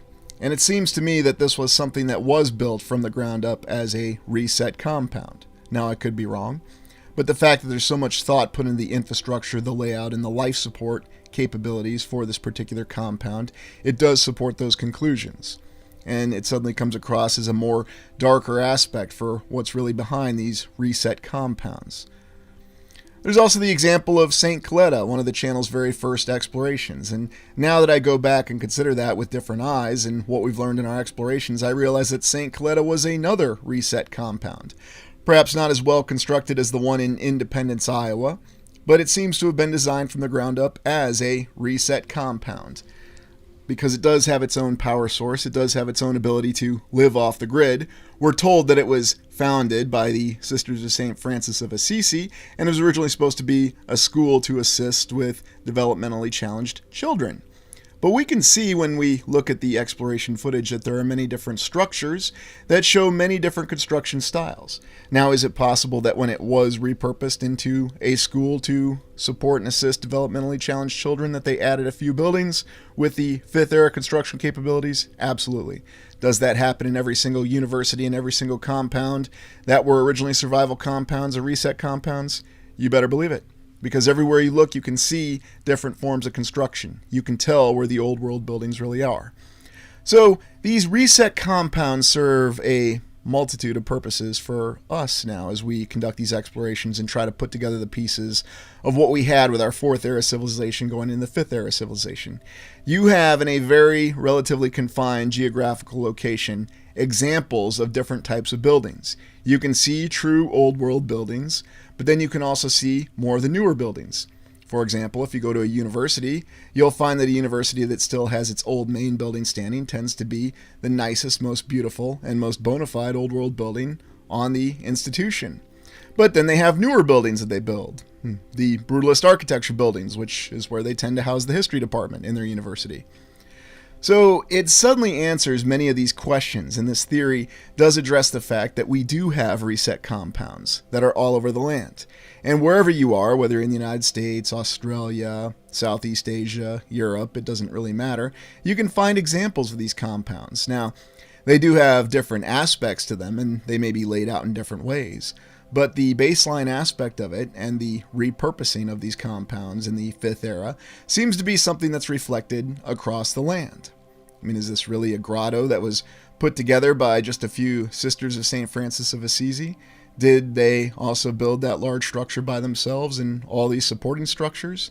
A lot of it doesn't make sense, and indeed we also recall the story of the large convents, which could also have been reset compounds originally, that were repurposed.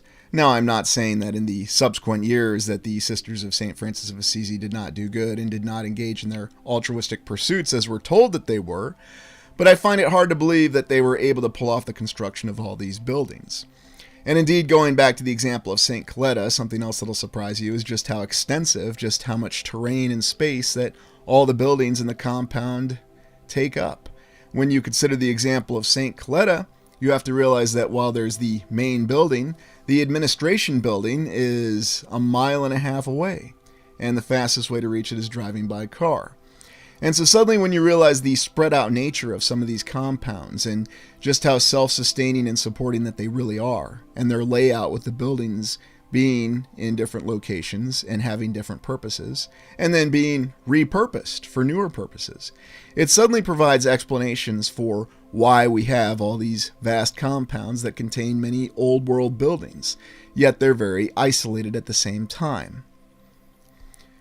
Consider the example of any university and what were reset compounds repurposed into. They were repurposed into universities, asylums, hospitals, civic centers, others. There's the underground aspect to them. And we also consider the vault tech concept. And while that may be darker, perhaps these compounds were originally designed as some sort of experiment, if indeed the leadership of the Fourth Era civilization was compromised, as we have indications that it does. Well, I hope you enjoyed this exploration. Thank you for joining me. Please like, comment, and subscribe. And we're going to switch to take a look at some of those destroyed cities and lifeless lands that we have all over the place. I'll give everybody a chance to get logged back on. And let's go on to our next set of images here. Now, just understand that some of these images that we look at, we're going to be looking at a variety of different things. The first one I want to look at, though, we're looking at Seminary Hill, 17th and Madison Street in Dubuque, Iowa. Now, this is one of those postcards. Dubuque, Iowa is a very interesting place. It's a river city off the Mississippi, but you have this very peculiar retaining wall that's been constructed there. And it's up on a high bluff, and yet you get the impression of previous destruction in this retaining wall. Now, oddly enough, rather humorously, and I use the term loosely, they had some destruction of the retaining wall that occurred, it was probably about 15 years ago. And all it was a small section, so maybe just a part like this, that came out. And they asked the city if they were going to replace or repair it. And they said it would be prohibitively expensive to do so. Very, very fascinating, don't you think? But when you see an image like this, it gives you an idea, potentially, of how destruction was brought down in the distant past. And when you go to some of these older cities, you get the idea that this might not have been in the distant past as we think. Who actually built the retaining wall? Well, if you look at the bird's eye view maps of Dubuque, Iowa, they show a bird's eye view map without a retaining wall. And then a few years later, it's there, almost like it's magic. I don't know, maybe it was magic, but it's just one of those interesting observations that you notice. And you can go visit this retaining wall. It's still there in Dubuque, Iowa to this day. So, share fortunes. Yeah, I mean, it's in a lot of cities where you have these gigantic retaining walls. And there's those very interesting photos of excavation that occurred in Kansas City, as there is in many other interesting cities. So let's take a look at some more of these images and really deep dive into this, because this is one of them. Now, what you have here is an early image of what is today Iowa State University in Ames, Iowa. Yes, we're looking at Iowa. There's a reason for that. And you'll notice that in this image, stated to be from, I think, the 1890s, because this is the old main building. It's no longer there. You'll never guess what happened to it. Yep, disappeared in a fire. Morrill Hall over here, though, which is named after the Morrill Act, is still there. And some of these other structures still are. Now, what's the veracity of this image? I don't know. But it's intriguing when you think of the fact that we're informed that Iowa was originally all prairie grass. But here we see a lot of trees. Well, what do you see when you look at the terrain in Iowa? You've got trees where there's sources of water, and you have a lot of flippin' cornfields. The soil is known for that. Now, we transition from that to an image of Chicago, and we've seen many of these city destruction images, there's no shortage of them, where you see complete and total destruction of buildings. Now, I've had a lot of people in the comments try to convince me that the reason that there are these diagonal cuts of destruction here and what appear to be brick and masonry constructions is because apparently somehow wood was involved. Wood was integrated in this at the time, and that's how we explain this. Now, it doesn't make any sense to me either. I'm merely respectfully relating the opinion of another and what they stated, how they try to explain it. I think the reality is there is no rational explanation, that we theorize that perhaps there were more advanced weapons. Either that or this is not an accurate photo. A couple different possibilities to consider, but you've seen all these images before, and there's no shortage of them, of these mass destruction photos that we seem to have precision destruction that occurred as a result of a fire. which I find very baffling, and always have and probably always will. Oh, that's a good one there, Donk. I gotta get back to my 719. Ah, well, it's alright. Battlestar Utarian, definitely lasers. Definitely something with a precision ability to inflict destruction. That's what I see when I see an image like this. But, I mean, it does, but then again, we see more than that, don't we? We see precision destruction, which is really strange. We would expect a conflagration not to have precision destruction. Hey, Kathy. The cities were intentionally set on fire. Yeah, I don't think there was any doubt on that. Now, of course, it depends on the city and the images that we're looking at. Of course, we'll be told that the cities down south were deliberately destroyed, or as Jamie Griffin says here very directly, looks blitzkrieg. Yes, in a manner of speaking. Hopefully you're not talking Master of Orion 3. No, that game was not fun. It was like doing your taxes. Probably shouldn't be saying that with tax season coming up. But in places like Dubuque, Iowa, and all over the land, really, you see structures like this that did survive. What they'll tell you is some sort of incredible granite or some sort of specially named rock. And we've seen these kind of structures all over the place, and they're still standing to this day in total perfection. So is it possible that some structures resisted the destruction, that even they were impervious to these weapons? Or were they spared for some reason unknown? Are they part of some kind of larger apparatus? Was there some sort of significance to them? Or were there simply some structures that were designated as structures that were to survive destruction? Because remember, you've got a weapon that can destroy a building, but then leave the building right next to it standing in perfect condition. Then that's another explanation for it. Now, as always, I don't know exactly what happened, but these are the discrepancies that we have to try to look at and answer. Now, here's another image of Iowa State University. And oddly enough, you'll see perhaps a little bit more what you'd expect to see. And this was taken from the roof of that old main building, which perished in a fire itself. I believe this building right here is still standing. I believe that one still is, and maybe this one here to the right. But what you see is far fewer trees. Now, when Iowa State University started, it was the Iowa Model Farm in the 1850s. Why in the heck they needed a model farm when it was a brand new state and people were still settling it, I don't know, but that's what you have. And then they converted it into a state university with the Morrill Act. Morrill Act, Morale. I like to have fun with that. But these are very odd images because, well, it's not really showing destruction of the land. Well, just bear with me. It's showing the transition of the land, which is very strange to me. It's also strange how quickly this university grew up and why there was so much pronouncement to it very quickly. Now, where you will see the desiccated or arid land, as I like to call it, is in these Civil War photos or these railway construction photos. And in places like Tennessee or other places in the South, you'll oddly enough start to see this. Now, we have trees in the background, but it always gives you the impression of everything being dead. Now, there's explanations for it. It could be winter, it could just be one of those rough times, but as you look at more of these images, you start to get the impression that the land everywhere is like this, as though it's dead, as though it's been rendered into some kind of dust, as though nothing's really growing in it. Now, certain other areas of the image, you'll see there are trees growing in it. This is just one of the early examples. We've got some more profound examples, such as this, where it looks like the entire area has been bombed. Now, it's a Civil War photo. It was bombed by those mighty cannons and those mortars that were everywhere. That's the official explanation. But again, when you look in the horizon, you see that it looks like the very land itself has been reduced to dust, or at least what we'd expect to see ash in one of those post-apocalyptic destruction movies, such as, The Day After. Again, I'm just throwing out examples here, so. Hey, New West Reset, thank you for that. I really need to get on my game here with recognizing this and make sure that I do. I appreciate that very much. Now, let's see, where were we? Oh, there's a good question there from Michael. What are those stacks? I don't know. Is that a factory that was spared? Is it something else? Looked at these images before. I mean, is it some kind of large facility that survived? I mean, it looks like we've got like a chimney over here, but who knows what it really was. Very, very strange. I mean, really, it's supposed to be a wrecked rail yard depot from the Civil War, and that's about all the information you'll get on it.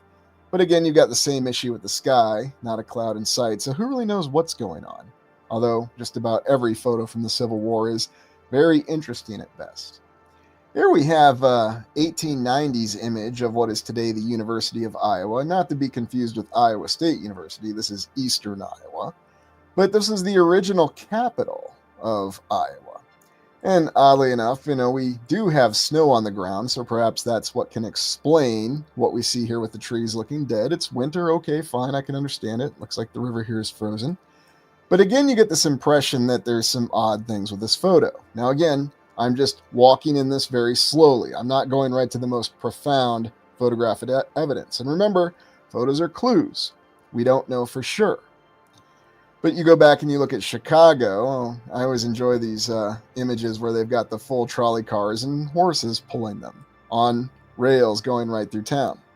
Now, even if you accept all the explanations given for why they decided to develop the trolley car to be pulled by horses first, it's very intriguing to think of having rails that go right through town. It's also interesting to think of the tractive force required to pull these carts.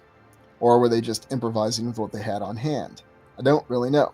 What I do know is that you see unbelieved destruction here, and this is Chicago again. And again, just referencing Chicago because this is all in the same general geographical area. Or was it? Official history tells us it was. But imagine if this really encompassed a greater portion of the land. And again, other issues with this photo that we're not going to cover here. Now, I show this image. This is to show you what the Mississippi River Valley looks like today. This isn't far from Dubuque, Iowa. And what you have are trees and greenery all over the place.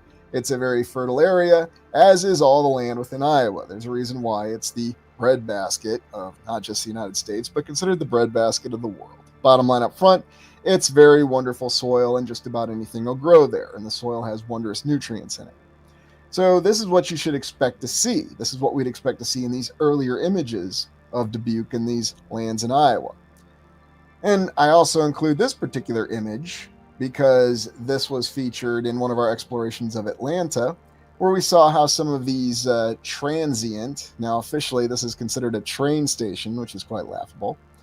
And Atlanta is interesting in and of itself because of the fact that they really rebuilt the city from nothing, because you remember General Sherman burned it, or at least Union forces burned it to the ground as part of the Civil War. And less than 20 years later, they rebuilt it very quickly with structures like this. And oh, by the way, they threw up that very impressive state capital that they have in Georgia and Atlanta in just a few short years. Yeah, they didn't need no 10 or 15 years. They did it in a very short amount of time. But then you look at these other images here, and this is an image of the destruction from the Peshtigo fire, the one in Wisconsin. And here's what you'll see, where it looks like the soil, the land itself has been completely destroyed or rendered into some sort of dust. And in the background, you can see maybe the trees are burned. I'm not really sure. That's always the issue with some of these photos that we have. We would love to see more. I'd love to be able to pan and walk around and really assess all of it. But, we can't. We just have the photo at single perspective. Very, very interesting, though, how we just always seem to have people hanging around as though there's nothing better to do. Yes, it looks like a massive fire rolled through here. Well, let's go get our tea at the burned down cafe nearby. You can't even joke about it because it really just doesn't make any flippin' sense from any perspective, however you want to go about it. Yeah, Steve, and that's why that comes up a lot, because that's what it looks like. Was it a mud flood, or in this case, was it an ash flood? You see everything. We think a plasma reset. Maybe it was everything. Maybe they came in and they cleaned this area out to make sure that nobody had any kind of resources that they could use. You have to rely on the new authorities. Otherwise, you're not going to survive. It's really that simple. Ishko, one thing is for sure, you have to be beyond brainwashed to believe stories like the Chicago Cow Fire story. Well, you throw enough stories at people, and that's all they've ever heard, and that's all they ever think. So, it's all interesting considerations. Hey, RB, good to see you. Our timeline was stretched. This version of humanity that we incarnate into hasn't even been around that long. I'm inclined to agree with that, RB. And it seems like the timeline is stretched for a variety of reasons, because a lot of it doesn't make any sense, especially when you try to look at all these events and try to reconcile with how they happened. Ah, yes. Now, again, more destruction from the Peshtigo fire. And again, you see this. It looks like the land has been reduced to total ash. And, well, of course, that makes sense. Everything was on fire. But what would really cause that kind of destruction? The official story is, well, there was a comet, there was a meteorite. But then you've got accounts of this orb device that's spraying fire on everything. So what really happened? The answer is I don't know. But we've certainly seen images like this, and we've certainly seen images like this in every post-apocalyptic film and image we have of destruction. Oddly enough, it looks like some buildings survived, but again, why did they? Why were others completely destroyed? It's very, very intriguing when you try to think of it. Now, looking at the modern day Iowa State University, I just included this in here because I tried to explore these particular structures in the past. This is Curtis Hall. It is standing where that old main was that we looked at earlier. So when the old main building burned down in the start of the 1900s, they threw up this little beauty. And really, this is the rival of any state capitol that you'll see. It's the main administration building for Iowa State University. And of course, we see our classic symbols on it, our favorite cartouche. And then, of course, we have our little leaf motifs on it. Because I guess not only did they represent government functions, they also represented a state university, because why not? Quite fascinating. Now, still staying on that topic, what you'll see, though, when you look at a lot of the earlier photos of Iowa, is oddly enough, there's images that the land appears to be desiccated or arid or destroyed. And if that were indeed the case, and if you really were trying to get the soil to actually have nutrients in it, then suddenly having a model farm makes a lot more sense. We need to have a laboratory or laboratory. I can't wait for people to make fun of me for mispronouncing words. It's all good. We need to have a laboratory so we can figure out how to get nutrients back in the soil. And we need to do that at a model farm. Why does a model farm need a big giant smokestack? I don't know, don't ask. It was for power generation because we needed power before we had electricity, right? Anyway, I'll stop with that. But the early images just create more questions. And this is another very early image of Iowa State University, Iowa State College, the Iowa Model Farm. And here you'll see there's virtually no trees, but apparently they had this impetuousness, this drive to plant all these trees very quickly. And again, you'll see that, oddly enough, the land looks very desiccated and destroyed. And remember, this is Iowa. This is where corn will grow anywhere. This is where you've got trees everywhere. You just need a water source, and there's plenty of water to be found. But oddly enough, in these early images that are stated to be from central Iowa, the land itself looks dead. And no, the land doesn't even look this dead during winter. It's very, very odd because, again, we've got that impression of it being covered with ash. Now, I don't know. I can't tell for sure. I'm not coming to any final conclusions. I say impressions and I say clues because that's all a photo is going to give us. Maybe it was just a really bad photo. Maybe it degraded over its storage time. Who knows for sure? But there's too many photos that show those same clues for us to ignore. I am Kairos. Looks crop past the buildings. I would agree, my friend. I would agree. Very much so. It does look that way. Mary, great observation there. No animals either. Yes, very interesting. No animals on the model farm as of yet. I really wonder why. And here you have this image. This is a contemporary image of what it looks like in Iowa, pretty much anywhere you look. Now, granted, this isn't winter. This is taken before harvest time, but this just gives you an idea that this is not a destroyed land. This is a land that has a lot of life to it. And you may recall in our Iowa State Capitol construction photo where we've got trees that go right up to the building that haven't been cleared. We have our usual, let's stage the rubble to construct the building. And let's just completely ignore the fact that the building itself looks rather bombed out and burned out. Now, who knows what the story is with this dome that's not there and this stick that someone seems to have, I don't know, drawn on the photo. We've seen this before. It's very, very strange. You know, maybe the dome is there, or maybe it's not even a real photo. It was composited over time to show how they constructed it. You know, again, I'm not suggesting that anybody's trying to deceive anything. It's just one of those odd pictures. The other really odd thing is how at that time, even though the entire Capitol grounds of the Iowa State Capitol are cleared out, it's this massive open piece of terrain, there are all these houses that came right up to it. Very, very strange. I mean, as I understood it, I thought the entire plot of land, and you can look at the original bird's eye view, the planning map of Des Moines, Iowa, they had all this land earmarked for the Capitol building. So why in the heck would anybody be allowed to build these ramshackle houses right up to it? It's very, very strange. Now, you look at other places in Iowa, and this is Dubuque, and in the distant horizon here, you don't get the impression of trees. You get the impression that the land is, again, very desiccated, arid. There's dust and dirt and ash. But you still have these very impressive, beautiful towers, many of which still stand today in Dubuque, Iowa. It's a very interesting place to visit. I recommend it if you're ever there.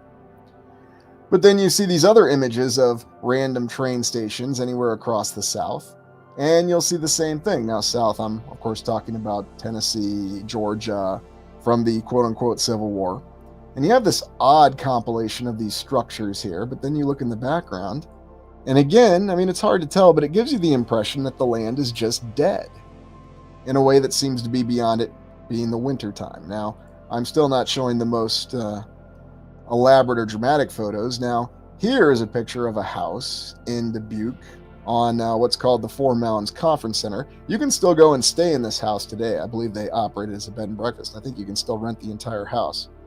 But you'll notice here, you're looking at the Mississippi River Valley, there are very few trees. There's also some odd object here. I mean, it may just be an error with the photo. Who knows for sure? I'm not saying it's showing anything, but it's really odd that you can find no shortage of photos that show that there are no trees at all in the entire Mississippi River Valley around Dubuque. Now, the official explanation will be they cut down all the trees, and that's what happened to them because they were building all these wood buildings, or they weren't.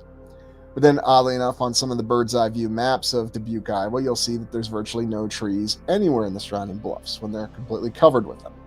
So it's all a lot of strange attempted explanations. I mean, is this logging going on here, or this almost looks like Tunguska? And again, this is supposed to be logging that's occurring in the Mississippi River Valley. So what, we killed all the trees and then we're going to knock them down? I mean, what exactly is going on here? And none of these individuals really even seem to have a saw or anything. I guess maybe this guy has an axe. So they were doing all this themselves. Yeah, we got a crew of 3. It's going to take us a long time. Oh, wait, 4. There's one guy over there. Going to take us a long time. But I mean, you see odd images like this. I mean, maybe, but again, it's very strange. They decided to go snap a picture, or did something else knock down all these trees? I mean, I don't know. I mean, sure, given a long enough timeline, and, these guys look like really hard workers because, I mean, especially the guy right here. He's got to be a hard worker. Look how he's standing there. Oh, there's actually 5 guys. I missed another one. Probably look a little bit further, but it's really strange because you see images like this that give you different impressions in terms of what happened to the land. And it's not exactly how you'd expect to see some sort of organized logging process. Well, then what people will tell you is, well, these were settlers. They didn't exactly know what they were doing, and they didn't have an organized operation. Fine, but they were still the same people that were able to build those incredible state capitol buildings and county courthouses that you can still go and visit anywhere in Iowa or the Midwest or the land today. It's one of those things that just doesn't make a lot of sense to me. New West Reset. They're scavenging firewood from a tornado or something. That would make a little bit more sense, wouldn't it? Maybe somebody should have said that. Battlestar Utarian. Posers. Yeah, you got to get your blocking right. Make sure you're posing properly.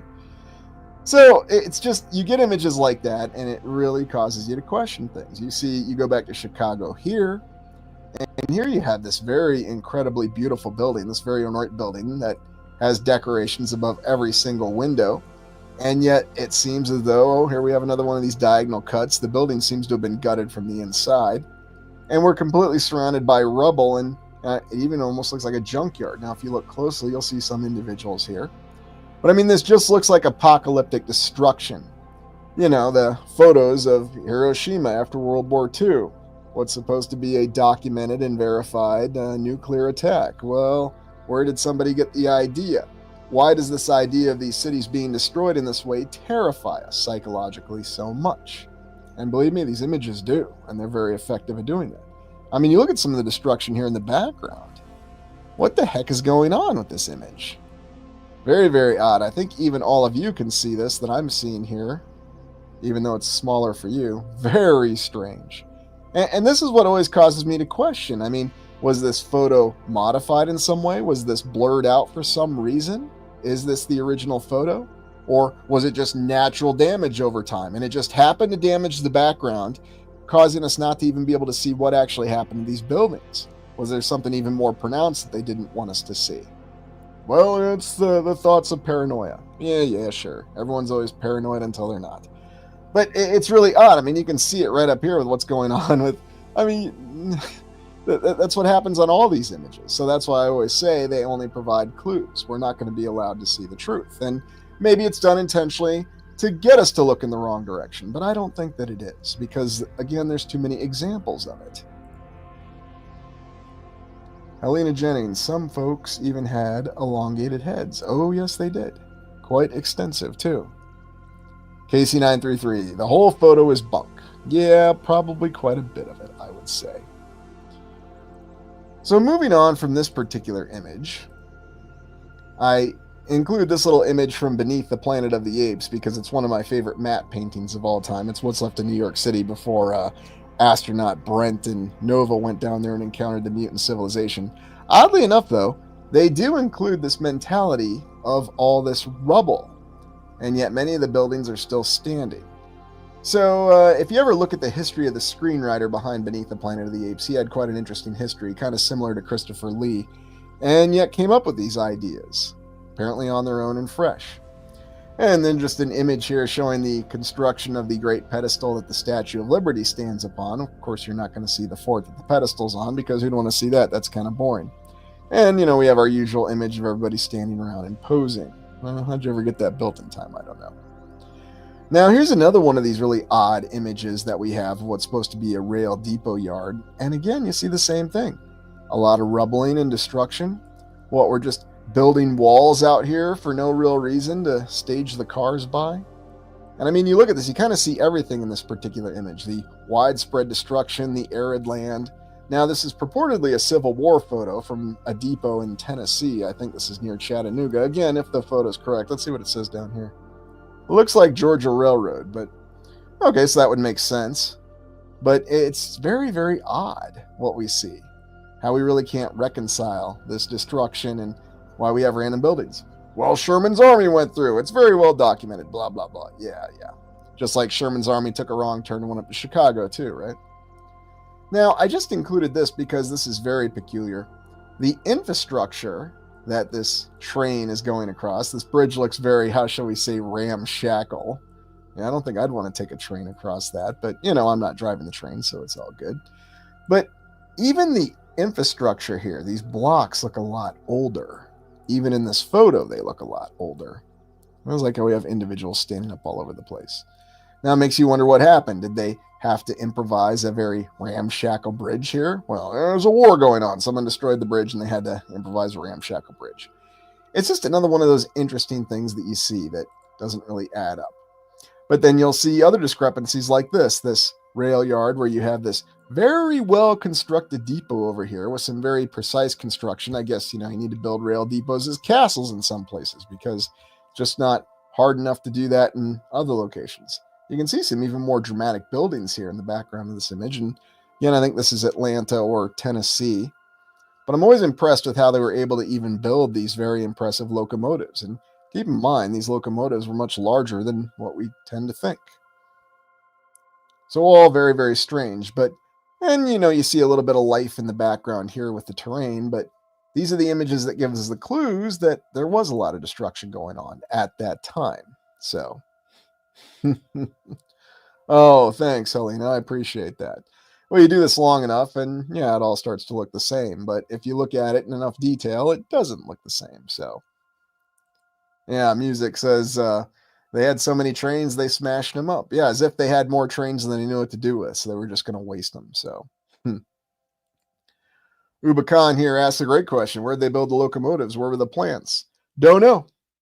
We don't know. It's just like finding all those brick factories that were in St. Louis, Missouri. We don't know where they are. You'll find remnants, or at least purported remnants. So that's the interesting thing about it.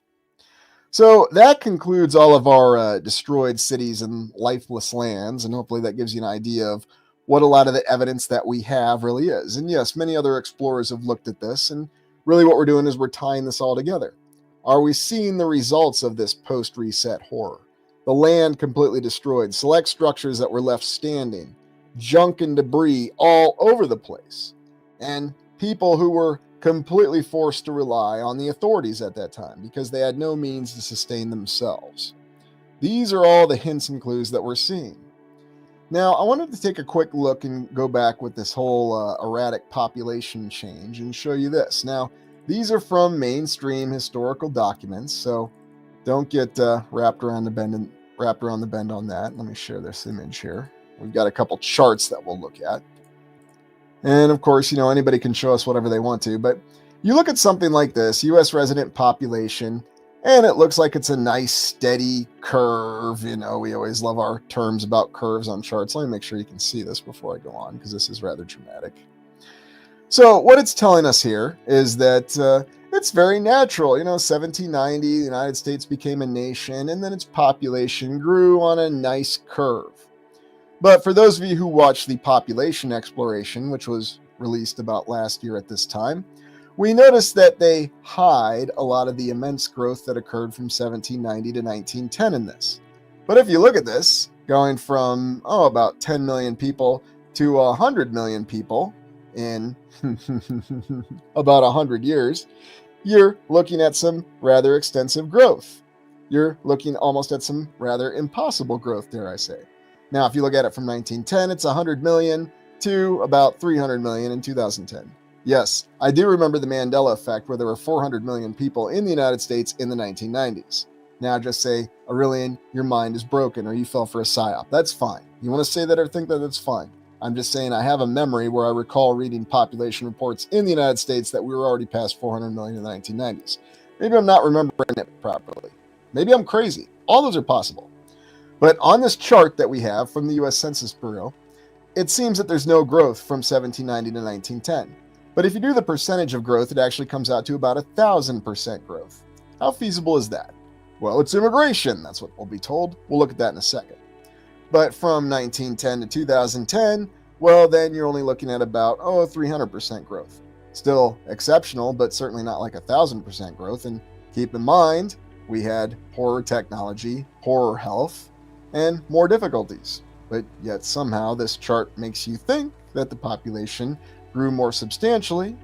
Yes, in raw numbers it did, but in terms of exponential increase, what happened from 1790 to 1910 is crazy, and this chart conceals it very, very well, and effectively, I might add.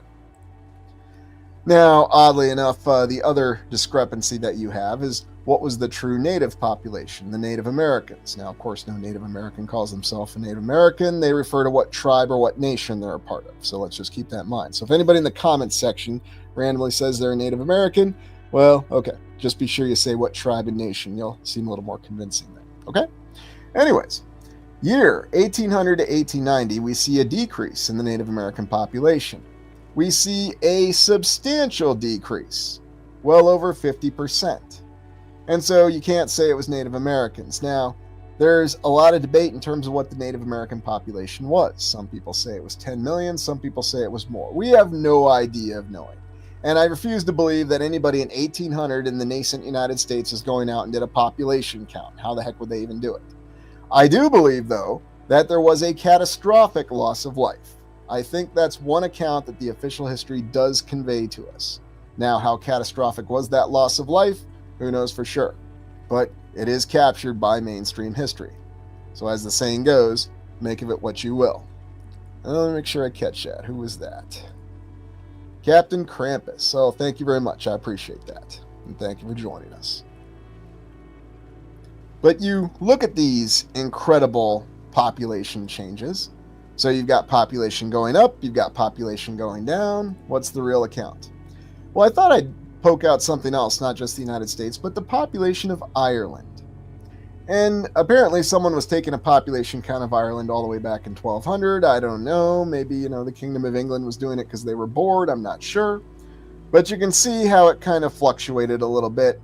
But then very strangely, in 1800, there was this incredible increase in the population of Ireland. From 1800 to right before the Great Potato Famine in the mid-1800s, the population went from 4 million to 9 million. Then the potato famine hit, and then it went from 9 million to 4 million. Very, very strange. Now, the official explanation will be, well, what started the Industrial Revolution was that they modified and revolutionized the farms and farming efforts and fertilizers, and that's how we explain this incredible population growth. Although I find it very interesting that just having the availability of food alone is what will cause the population to grow. It's almost like we're playing some kind of simulation game, a 4X simulation game. Not Master of Orion 3, because that one wasn't fun. But you'll notice these odd discrepancies. This very, very stagnant population for hundreds of years, and then all of a sudden, kablooey, it goes through the roof. It's not just the United States. Here it is in Ireland, in the same time frame, the 1800s. You have a lot of life all of a sudden, and then you have a lot of death. It was the potato famine. It's well documented. Yes, as are many other famines that are well documented, and yet for some reason we have bizarre monuments to famines. I mean, look, I'm all about memorializing the victims, but if you ever look at these monuments, they are very horrific. They show the human suffering. Is that to remind us of how people suffered in the past? Or is it a warning? Well, you make of it what you will. Now, this, of course it's not going to let me zoom in on this. Well, the good news is, since somehow by magic the Reddit page is back up, you know what? I think I'm going to post this on the channel community page just for everybody to see. But this is actually a contemporary document that shows you, and contemporary, this was published in 1890. Remember, something happened to the census in the United States in 1890. But it actually shows you the breakdown of the population between people born in the United States and the immigrants at that time. In other words, there's no way in heck that the immigrants could account for this 1,000% population growth.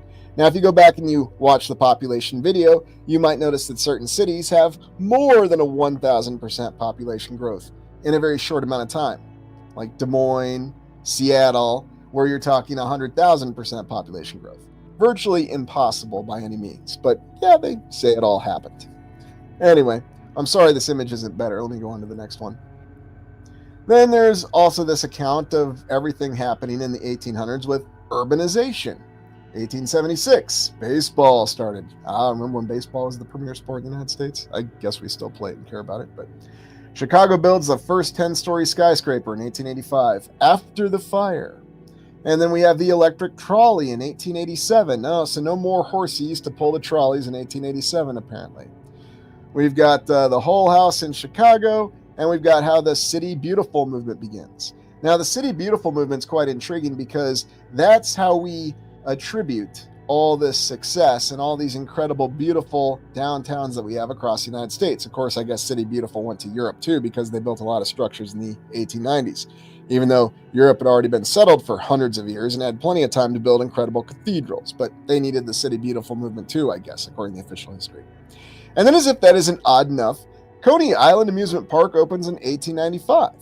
Now, I haven't done an exploration in amusement parks personally. I know other explorers have, and I'm going to have to get to it because it's very intriguing how this just all falls together, all within this 10-year time frame.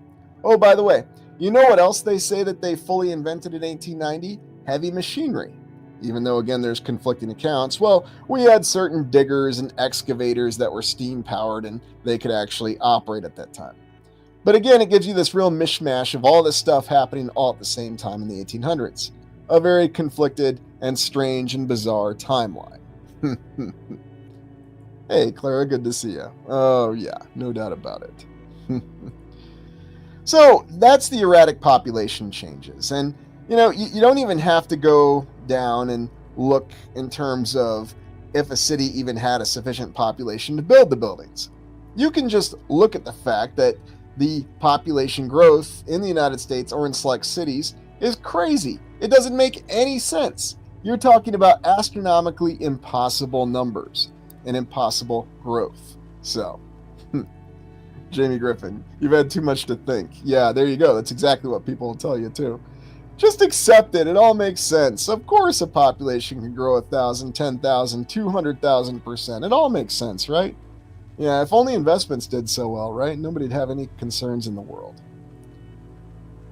So one final thing I'll leave with for this exploration, going from these insane population numbers, or, you know, very sane, very well documented population numbers according to official history, we'll take a look at some strange observations from this time frame. And so again, we're in that very interesting time frame of the 1800s, which was also known as the Victorian era.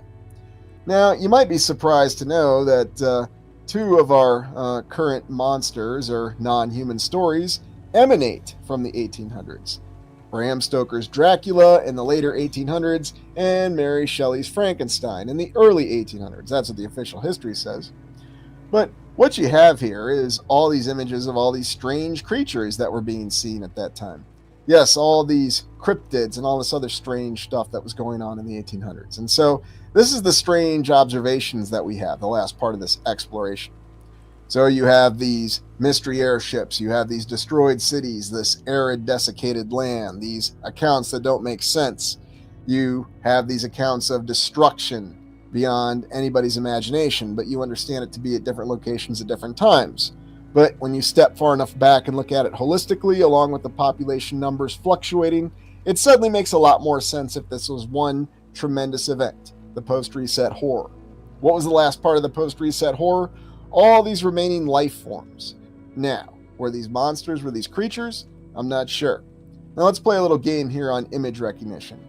Is this a real image from a real city, or is this some sort of fabricated image? What are your thoughts? What do you all think on this one? Mermaids to endure the reset. Yeah, no doubt about it.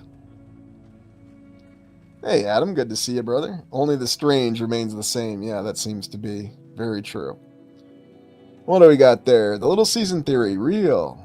Real. Fake. Oh, real. Okay, does anybody know where this is?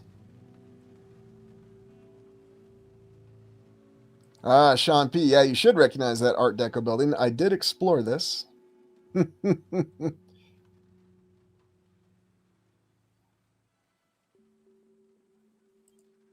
Complete, says Jared. Steve Pepper, you got it. This is Buffalo. And I will sort out all your questions because this is actually a real image. So what you have here are a couple of little towers that were built to resemble the mausoleum of Helicanarsis on the top of buildings in Buffalo. And you have that very impressive Art Deco City Hall, which is a very real building. Now, it's really interesting to me that when a picture is taken from a certain perspective, that suddenly it transforms the perception of the city. Yeah, there's that really impressive obelisk, too, out in front of the City Hall. So if you're keen on it, go back and watch the Buffalo exploration. And I think OWE did a pretty good coverage on Buffalo if you want to check out his work. But anyway, yeah. So a real picture, but taken from a perspective that shows us a bunch of old world buildings, we question the veracity of it. I'll be honest with you, I explored the freaking city and I questioned the veracity of the photo. But this is a real image. These are real buildings that you can explore to this day. You could actually get in this position. I don't know if you can fly a drone up there. Don't take my word of it. It might be illegal, because everything's illegal now. But you could actually get in this position and take this picture and see this. No, this doesn't look like what you'd think is a contemporary city, but this is a real image. It's just something to remain cognizant of with the strange observations that we have. And just something I want you to be aware of as we go forward. Oh, yeah. Well, it's New York, the Empire State, the Statue of Liberty. Now, what's really odd about the Victorian era in the 1800s is that all these accounts of all these little creatures. There's accounts of people having gardens and having homeless people dressed up as gnomes. Were they dressed up as gnomes or were they really gnomes? It's really, really odd when you look up all the strange things that occurred during the Victorian era. You also have odd accounts that occurred in the sky at that time. Astronomical phenomenon. This push to build all these observatories everywhere. And yes, I'm going to get back to exploring the observatories a little bit more closely. But what were these astronomical phenomenon? Were they actually seeing things, or were they astrological phenomenon? Which came first, the chicken or the egg? I don't know. Well, Carl Sagan will tell you that astrology is, never mind. I'm not going to go down that road. But there were all these observations of strange things going on in the sky. So then you add that on top of everything else with these mystery airships, this fire from the sky. And then you also look at this very interesting depiction of Frankenstein. This was from the short film that was produced by Thomas Edison, of all people. And while it may look a little silly, this is a very terrifying rendition of Frankenstein, the very early days of cinema, the very early 1900s, apparently. And then, of course, we have Dracula. And what's interesting about Dracula, and of course, I've got the great Christopher Lee there, the definitive Dracula. It's always associated with old world buildings, as is the original Count with Bram Stoker. Very fascinating in and of itself. And then you also have what Frankenstein may have really been, what it really represented. The ability to create artificial beings. And so the ability to create artificial beings that were very similar to humans, and there's other names for them, replicants, fabricants, and yet the story, the origin story as we understand it, was in Frankenstein. The actual monster of Frankenstein, which remember was not called Frankenstein. Frankenstein was the name of the doctor. So the story tells you who the real person of horror is. It's not the creature that was created, it was the person who decided to create the creature, in this case, Dr. Frankenstein. Yeah, I know, I'm spelling out the moral message for you. But you look at the early representations of what it really was, and suddenly you put it on top of everything that we just looked at with this post-reset horror. What if you had creatures like this that were running around at that time? Or what if we are the remnants of these creatures, these new humans, if you will? Or maybe it's something else entirely going on. We don't know for sure, but there's all these different disturbing possibilities. Now, I'm certainly not looking to impinge or infringe upon anyone's belief systems. You're welcome to believe whatever you want to. I'm suggesting different possibilities. It's just very strange that there's all this overlap of everything that occurred in the 1800s and these views that we have. It's very, very strange. And I don't think it's very easy to reconcile either. Cheetahs cheat. Artists remembering the horror and confusion of their past lives. And that's probably a lot of it too. You know, you do see that and how it's ingrained in our minds and why we just can't let it go. Vaughn, if we are, I'm sure they didn't plan on us waking up. No, I don't think really anybody planned on that. Sky Sage, I'm glad you brought up Darwin's theory of evolution, because guess what else came from the 1800s? Yep, that's right, Darwin's theory of evolution. No, you can't make this stuff up. Yeah, Ishka says it very well there. The strangest point, or strangest period in history. And who knows what it is? You know, was it really 100 years long? Was it actually just 10, 15 years long? It's very strange. The amount of things that occurred, that we say occurred with population, structures, nations, societies being completely reordered. Doesn't make a lot of sense. A kinetogram. That's what they called a film in 1910. The Edison kinetogram. See, Edison invented everything else and he invented modern film.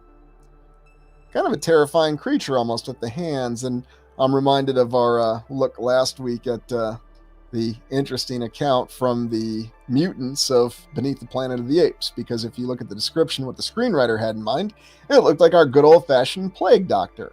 No, say it isn't so. You also have the whole concept of Jekyll and Hyde. Now, does that point to different types of humans, or does that point to something else that they were doing, looking into the darker nature that could be brought out of human beings? You know, I haven't explored Jekyll and Hyde yet either, but the concept is interesting. Oh, and again, showing you that they had the capacity to make some very interesting photographs at that time. So why is it only some photographs are not to be questioned, but others are very clearly questionable? You know, unless you really believe that, yeah, they captured a presence of Dr. Jekyll and Mr. Hyde here. I mean, it's really strange. You see all these interesting photos from that time frame. Vaughn, funny how close Dracula and Frankenstein's monster become, like they were from the same house. Yes, isn't it? And even all these different monsters, they're still under the universal monster umbrella to this day, the quote-unquote intellectual property, so. I am Kairos. Tom Hanks. Watch out now. He's going to be starring in a Jekyll and Hyde movie. That's really causing me to crack up, so. Opie, they were written together by the authors. That may be possible. New West Reset. Upload a vintage footage video every week. 30 to 40% of the footage I find is Edison films. Isn't it interesting, all the stuff that's attributed to Edison, too? All the technology, even at his own concrete company. I remember that from the stadium exploration. So, yeah, quite intriguing, isn't it? So, anyway, this is what we have, and this is what we close the exploration on. So, in review, we looked at the post-reset horror. We talked about mystery airships and fire from the sky, destroyed cities and lifeless lands, erratic population changes, and then the strange observations from the 1800s.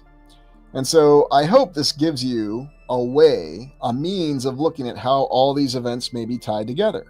Now, as always, I don't know, but it does seem that these things fit much better together within even the given chronology if we consider these other explanations. Now, that's just my mind, that's just my theory, and I'm sharing that openly with you.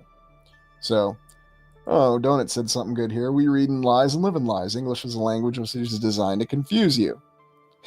English is not the only language that's designed to confuse you, but I will agree that some languages are designed to confuse you a little bit more than others, especially when you talk about all the pronunciations and dialect changes. So, very, very true. Atom bomb. Edison was a robber baron, thief. Yes. What's that other term we have? A modern term. Oligarch. Gee, who do we call an oligarch now? Don't call anybody an oligarch. So, anyways. The historical machines of the reset. How was this reset done? What are we looking at? What are the means in which it was done? Now, I've broken this down into historical and fantasy. And the first thing we're actually going to look at is something we are very familiar with. And it is a machine that we know has a historical basis to it. Although, what kind of historical basis does it really have? How effective is it? And that is the old mystery airship.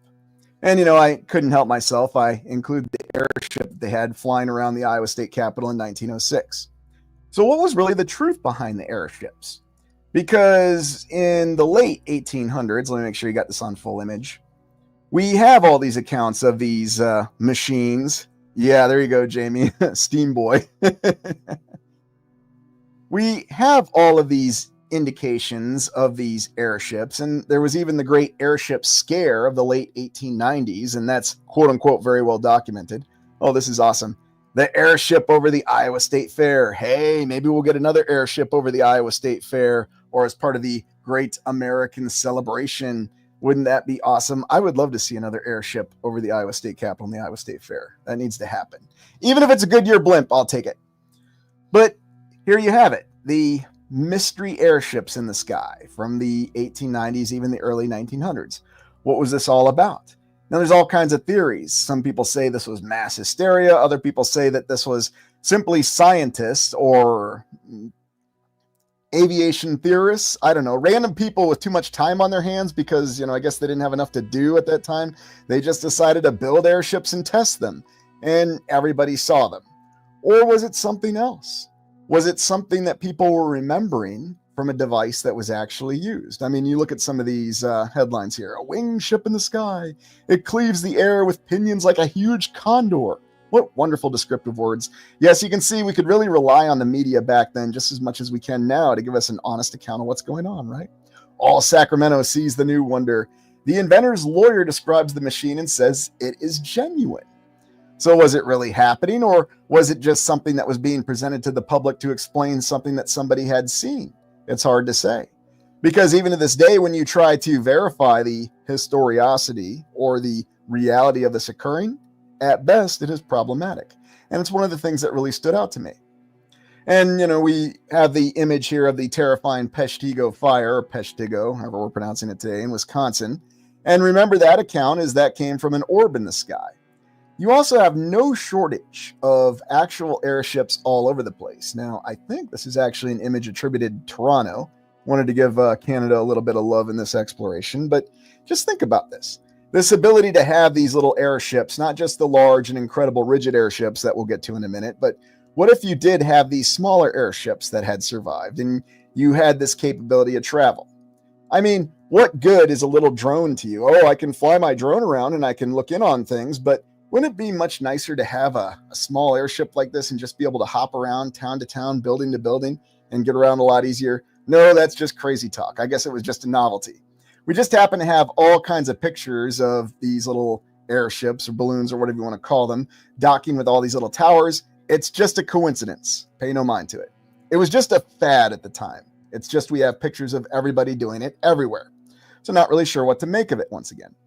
And then there's the historical problem that we have. And yes, I say historical problem because it is a conflicting account. And this is one of the massive conflicting accounts. How effective were airships in World War I? Now, we understand that the German Empire used airships to bombard England, Great Britain. But how effective was it? There's conflicting accounts. You can go to certain locations in Great Britain to this day, and you will find monuments that still commemorate how terrifying this bombing was. But the official accounts say that it wasn't very effective. It didn't really change anything. Dan with a great, or Don, sorry, Don with a great comment here. Where does hydrogen even come from? True. Where does helium even come from? Well, we need all the helium in the USSR to deal with the reactor. Sorry, doing a bad Stellan Skarsgård there. So, and RB says it really well. Looks so innocent as it lasers the ground. And that's what's really intriguing about this image, and great observation there. What actually is going on with this particular airship? I mean, we've got the little gondolas, but remember that the rigid airships are almost a completely different class. There are details about them that don't really seem to add up. And we do have accounts of these airships being much faster. Now, maybe these are just fantastical accounts. Maybe they were very slow. Maybe the Graf Zeppelin really did take a month to go round the lands, around the world, however you want to think of it. But there are some that say that it was much faster. But again, maybe it was just fantasy. And maybe this was just the result of the psychological effects of the bombing. But then you have other odd images like this, and what's the exact historical reality of these images? I mean, is this just a really cruddy photo? Is this just some really poor attempt at a fraud, a fake? Not really sure. But believe it or not, these images are a lot more common than we like to think, where you'll see strange things in the sky.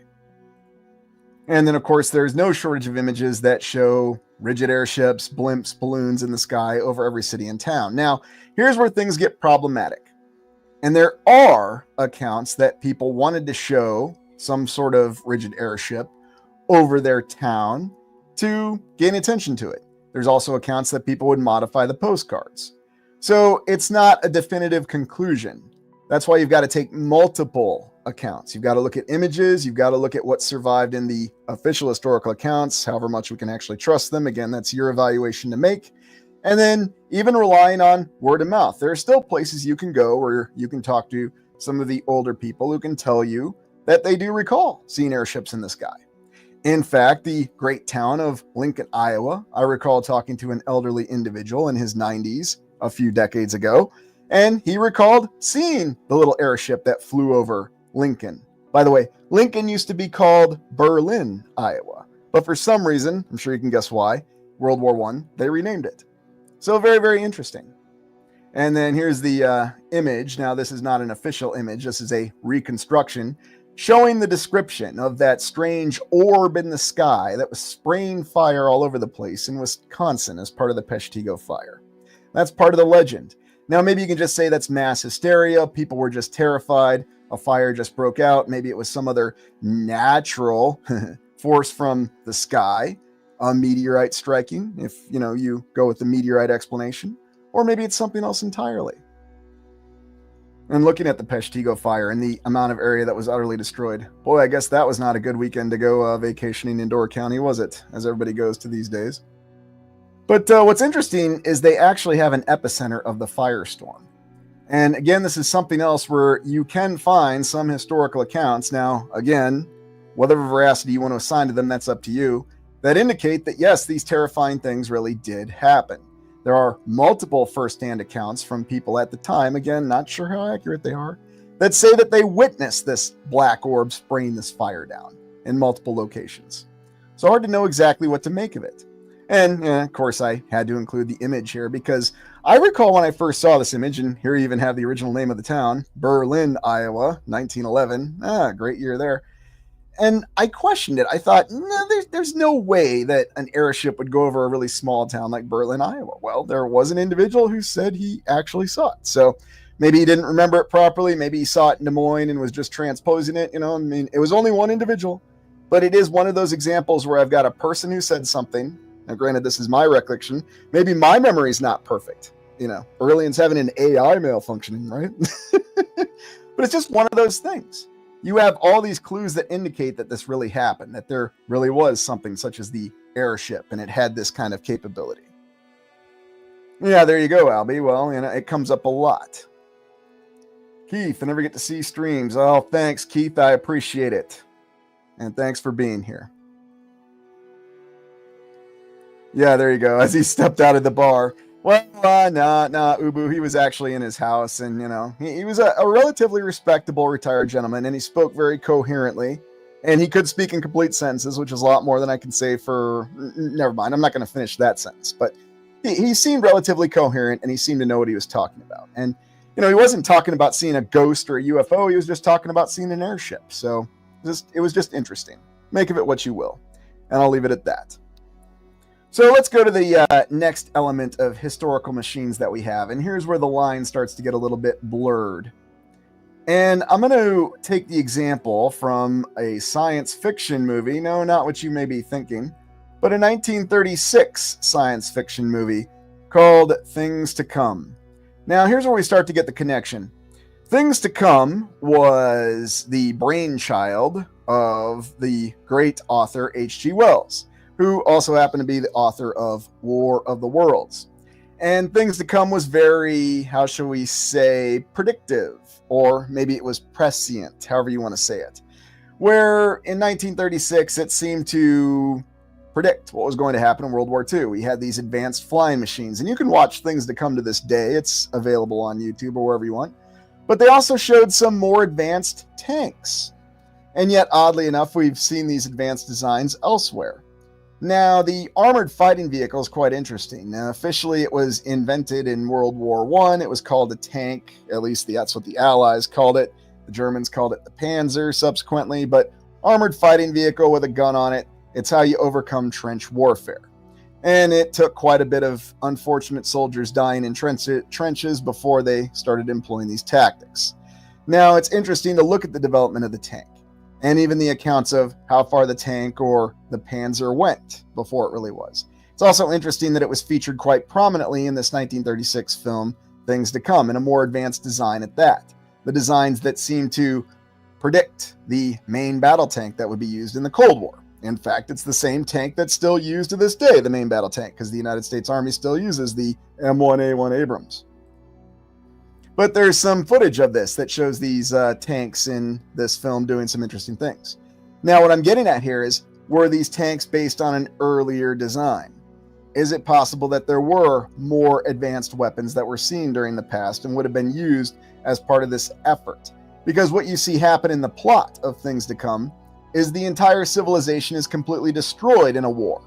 Now, is that what's really happening, or was that H.G. Wells' way of transmitting that story idea? Because you may recall, he transmitted that idea earlier in War of the Worlds. Yes, we'll get to War of the Worlds, but those machines fall in the fantasy element. This falls into history because, guess what? We really did have tanks, and we do still have tanks, and they were used. And what's really intriguing is when you look at Things to Come, you can find this example of how these old world buildings were just completely destroyed. Oddly enough, that's also featured in War of the Worlds. Again, I'm sure it's another coincidence. And then you also have the strange idea with the rise of autonomous nations that were considered barbarians at that time.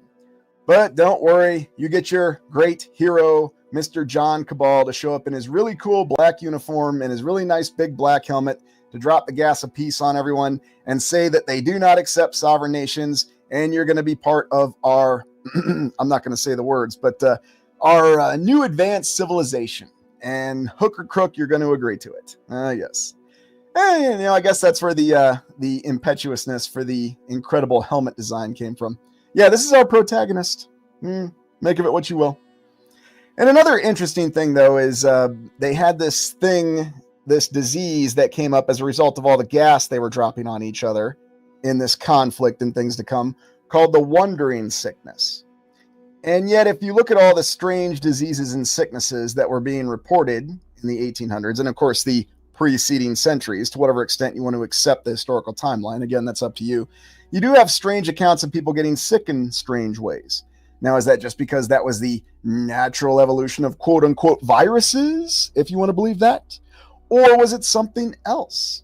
Was it reflecting some kind of terrifying biological or chemical weapon that may have been used as part of some kind of terrifying reset plan to completely wipe out the population?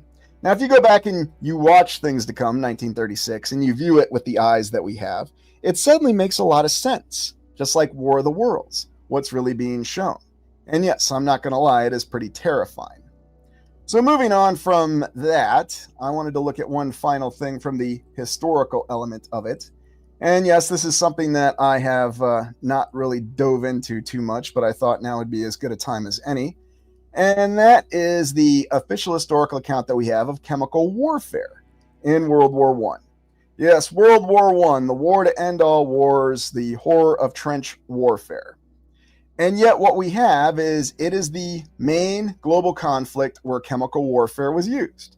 Tear gases, chlorine, mustard gas, the terrifying chemical weapons. And you can even look where most of the casualties came from. It's estimated that this pair caused a majority of the gas-related fatalities. And they say that they used artillery shells. Mustard gas, even though they don't really talk about what they actually had. So was it something that was known, or was it some kind of experimental weapon? And you see most of these were first used 1914, 1915, 1915, and mustard gas wasn't used till 1917. And of course, people still talk about chemical weapons to this day. But what's interesting to me, and this is just my perspective, and this is one of the things that as a student and professor of history, back when I was on the other side of the curtain, I thought, it's interesting. Chemical weapons in World War I. But why weren't chemical weapons used in World War II? And that was always something that bothered me because, understanding what we know about World War II, nations fighting for survival, the war where they actually officially used atomic weapons to end it, why weren't chemical weapons used in World War II? I always wondered that. And there is an explanation behind it. And the reason for that, and here you see a chart on Lend-Lease goods. And this was Lend-Lease from the United States to allied nations. And you can see that the main recipient was the United Kingdom. Okay, that makes sense. That special relationship, the Atlantic Charter, of course, the United States was going to support its ally. But then, who do you see as number 2 on this list? The Union of Soviet Socialist Republics, the Soviet Union. Yes, in fact, according to official accounts, virtually the entire motorization footprint of the entire Red Army came from Lend-Lease goods. They were dependent on it. It's what gave their army the ability to conduct offensive operations. Some people even go so far as to suggest that the Soviet Union never would have been able to conduct the Battle of Stalingrad if they didn't have those products, the trucks. Yes, they could produce T-34 tanks, but if you don't have the means to logistically support your army, what good does it do you? And believe me, tanks suck up a lot of gas. And that's just what they do. Now, here's another little odd anomaly about World War II. What you're seeing here is a picture of the German army in World War II. And what you're looking at here is their main means of logistical support. And what do you see? Horses and wagons. A lot of horses and wagons. Yes, the great German Wehrmacht with its incredible Panzer tanks. Most of its divisions were still reliant on horse transportation and wagons. And this was accounted for even as early as the 1970 studies of World War II, such as Enemy at the Gates by William Craig, although that book's been questioned quite a bit. We'll get to it in a moment. But officially, the German army was reliant on horses all the way to the end of the war. Isn't that strange? How far they went in deploying over 1 million soldiers and thousands of tanks and artillery pieces in the greatest land battle in the history of warfare to this day. And they sustained it with horses and carts. And I always like this one here, this image of this Tiger tank, and here you've got some horses and carts going by. Yeah, we'll bring your ammunition. We're going to bring them on horses and carts. Now, isn't that odd? Because how does that really make any sense if you really try to reconcile that? At least if you're trying to sustain an advance. Now, of course, you can say, well, certain divisions had more motorization. Did they? It's just really, really odd. It's one of those things that causes me to ask questions. Maybe it all unfolded as we're told, but maybe there's more to it. And so it goes back to that question, why weren't chemical weapons used in World War II? The answer is the Germans didn't use chemical weapons in World War II, even when they were losing, even when they knew they were going to be overrun by a very vengeful Soviet Union. They did not use chemical weapons because they were concerned the Allies would use chemical weapons against them, and because they were so dependent on horses for the logistics, they would instantly lose the war. Even though they were already losing the war, and they knew things were going to get really bad, they never once tried to use chemical weapons. That's what the official history says. Now, there are some accounts of the Japanese using chemical weapons against China. I don't want to, overlook that. But it's very, very intriguing to me. It's very interesting when you try to reconcile exactly what's going on. And I'm only sharing this because I wanted to share everybody where my questioning of history started. And I actually used to be one of the instructors who was big into World War II. I like teaching World War II. But I started to question things when I considered this book, Enemy at the Gates. William Craig, written and published in the early 1970s. And William Craig had firsthand accounts. He talked to a lot of German veterans. He did not talk to veterans of the Red Army. So a lot of people said, well, he only had a one-sided account of the battle. Okay, that's fine. So how do you reconcile that? Well, later, just looking at documents and not firsthand accounts, Colonel retired David M. Glantz of the United States Army, a Vietnam veteran and an artillery officer, not that that matters. He wrote a lot of books where he talked about how proficient the Red Army was. And yet when you try to reconcile these, you'll find all kinds of issues. I mean, are they both reading propaganda?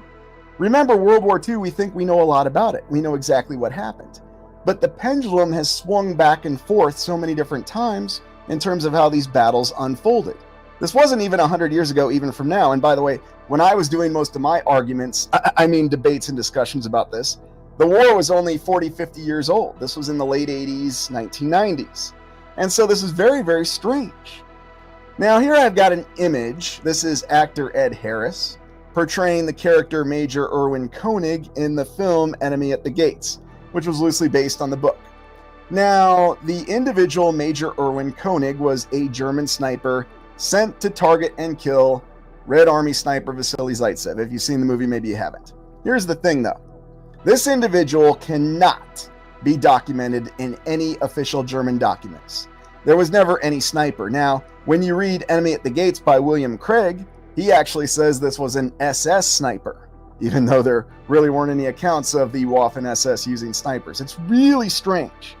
But all I'm getting at here is, if this individual didn't really exist and he's merely the product of propaganda, what else is the product of propaganda? How can we really trust anything about any conflict? How do we know it's not everybody's propaganda? Is there really any sniper anywhere, or is it just Ed Harris? If there's this much question about something that we know, we think we know, then is it really the basic confidence trick? What do we really know? Whose propaganda do we listen to? And World War II is always so interesting from the American perspective, studying the Eastern Front, because, Americans, we go back and forth on who we think the quote-unquote good and the bad guys are. The Germans were the bad guys. The Soviets were the bad guys. Well, if it's the 1980s, the United States Army, just take a look at who the United States Army modeled themselves after in the 1980s. I'm not going to answer that question for you. Just look up pictures of the United States Army in the 1980s, and you decide who they were modeled after. That's up to you. And something else that's interesting to look at is all the logistical struggles that the German army had in World War II. Yet somehow they were able to keep an entire army in the field for several years, with millions of soldiers, hundreds of thousands of casualties, and yet they were still able to conduct a war. Very, very interesting. And then, of course, the Red Army was able to conduct a counteroffensive.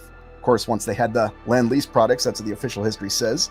They had all the trucks, and it supported their armored thrust to seize all of Eastern Europe and eventually all the way to Berlin. Yeah. And here you can actually see one of the images that corroborates that. All the trucks that were being shipped in Lend-Lease so they could support those massive Red Army tank divisions as they continued their advance west all the way to Berlin. But what exactly was really happening? I always had a joke, Lend-Lease, what else did it include? Well, it eventually included a B-29 bomber. I'm kind of surprised it didn't include nuclear weapons too. You could have avoided that whole little shenaniganry with the Berlin blockade in 1949, right? Because if you had a nuclear-armed Soviet Union, maybe that event would have made a lot more sense. I'm being facetious, of course, and I'm just joking. Don't take me seriously. And I'm only joking because of the fact that the nuclear war scare film from the early 1980s, The Day After, it all started because the Soviet Union blockaded Berlin, and that started World War III. Good thing it did in 1949, right? And they were just able to fly around it. One final thing I'm going to highlight. The odd thing about land conflict is that as history has passed, this is Operation Desert Storm, 1990, 1991. And you can see that the United States military, of course, it was the coalition. It wasn't just the United States military. Everybody was involved with this. But they threw a lot of divisions, 500,000 soldiers, to liberate Kuwait. Officially, that's what the history says happened. But then, strangely enough, in Operation Iraqi Freedom, which occurred in 2003, far fewer full-strength divisions were used to seize an entire nation. Very, very interesting. Now, the official explanation will be, well, technology's advanced, and yeah, I guess it came a long way in 12 years, didn't it? What's the main battle tank of the United States for both conflicts? Oh, that's right. It was the M1A1 and the M1A2 variants. Yes, of course. But just very, very interesting to think about that. How large were the armies in the field? How did they sustain them? You know, I wouldn't know anything about either one of these conflicts. I wasn't actually there. So, make of it what you will. Anyways. Yeah, and there were a lot of veterans of Desert Storm, and I've talked to a lot of them. I've also talked to a lot of veterans of Operation Iraqi Freedom. And it's really, really intriguing, the justifications and what really happened. So that's all the official history. Let's take a look at fantasy machines. Now, when we talk about fantasy machines here, what are we really talking about? Are we talking about what may have existed, or are we talking about what's real or what's unreal? And that's where things get very, very interesting, because the line is a lot more blurred than we like to believe. Now, you may remember this image that I'm about to show. And this was actually an image that I picked for the post-reset horror. This was an exploration that we did a while ago. And I thought it was very fitting because while it may seem like there's a little bit of a science fiction element to it, there's still some elements of realism to it. It's as though we have airships here, we've got chemical weapons being used, we've got fire being used, and then we've got either, I don't know, ground soldiers, or do we have some kind of robot or machine that's on the ground completely wiping out any survivors anywhere. I always thought that this image conveyed that so particularly well. And there's something that's disturbing about it. There's something that could be real about it in the past. No, maybe not. Maybe it's all just a fantasy.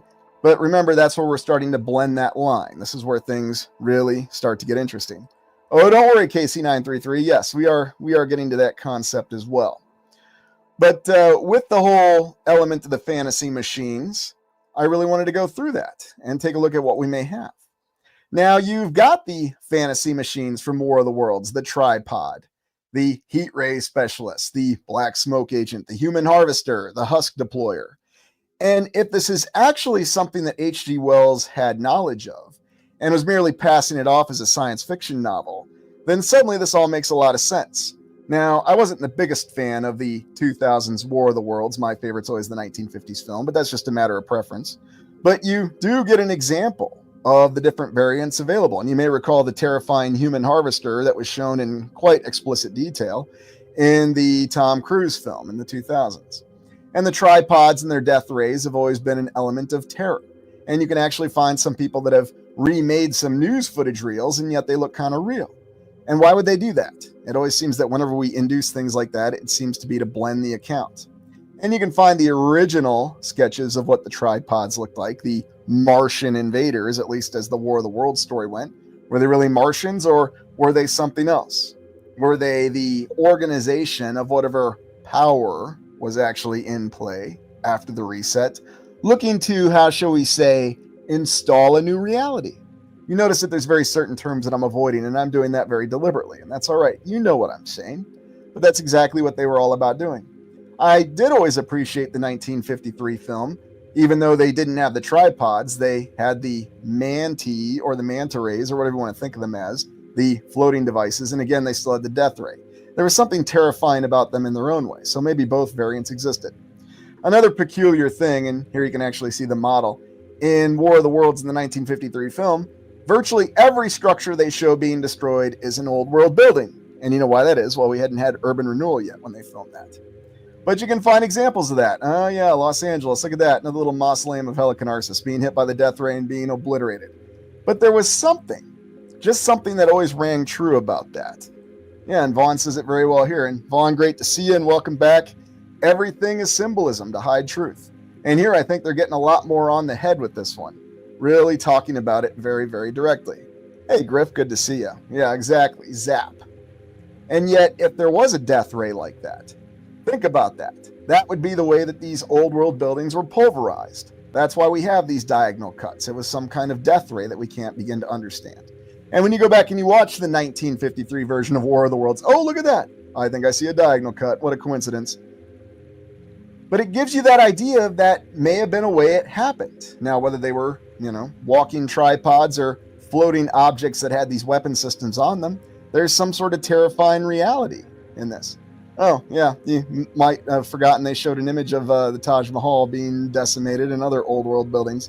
Of course, this was after things had turned around in the film. So, all very, very interesting.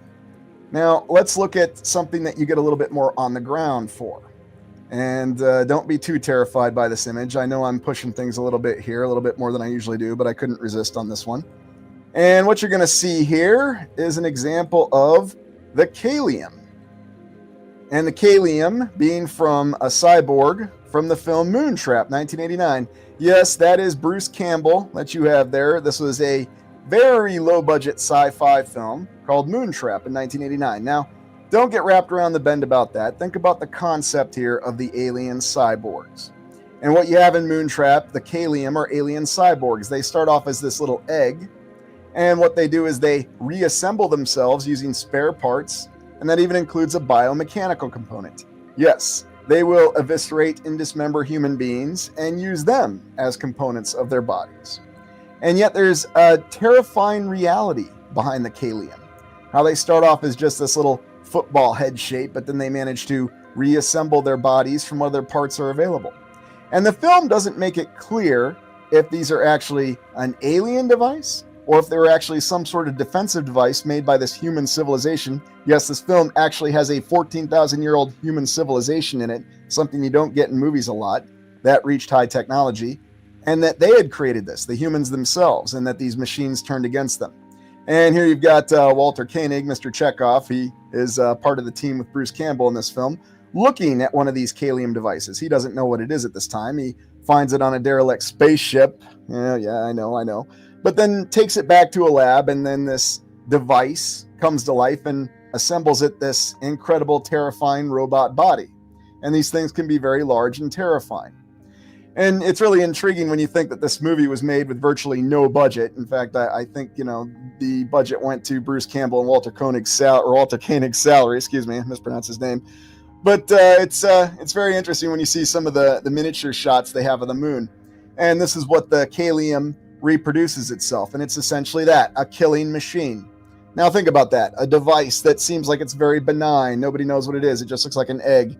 And then suddenly it reassembles itself using whatever parts it can find. How terrifying would that be? And think of the limitations on it. You could operate this kind of machine in any sort of environment, an environment that was a chemical, a biologically infected environment, and you could use it to wipe out whatever's left of any sort of surviving humans from a previous civilization, or any enclaves maybe. Maybe there were some people in Bologna and there really is something to that survival story in the towers. Who knows for sure? So that's the Kalium, and I'll highlight one other example here. And and that actually is the Mark 13 from the 1990 film Hardware. And if you haven't seen that film, that's a very interesting film as well. Came out 1 year after Moontrap. So many great movies in the 80s and the 90s. And in this particular film, you have a post-apocalyptic world where a desert dweller, played by Carl McCoy here, yes, that Carl McCoy from the Nephilim band. Yes, he actually played an acting role. And he finds some scraps in the desert, and it turns out that the scraps are once again the same concept of the Kalium. It's this robotic head, and this scavenger, a soldier, buys it for his girlfriend. She decorates it with Old Glory, of course, and suddenly the machine comes to life. It's the Mark 13 killing robot. And it has one mission, and just like it says in the Bible, no flesh will be spared. And its mission is to conduct population control. Now, if you watch this film, you'd think it doesn't make sense. It's a decimated civilization. They're sick with radioactivity, and yet they want to impose population control. But if you step back and you look at it with that lens of the reset mentality, it makes perfect sense. You have this benign device, and suddenly it's a robot, and this robot has a very terrifying, killing machine mentality to it. It has a poison it injects in people, and there's no antidote. And by the way, it makes you hallucinate crazy things. Who was it? I think it was Dylan McDermott. He was the lead in this one prior to his, if I'm remembering the actor's name properly, prior to his spin in The Line of Fire with Clint Eastwood and John Malkovich.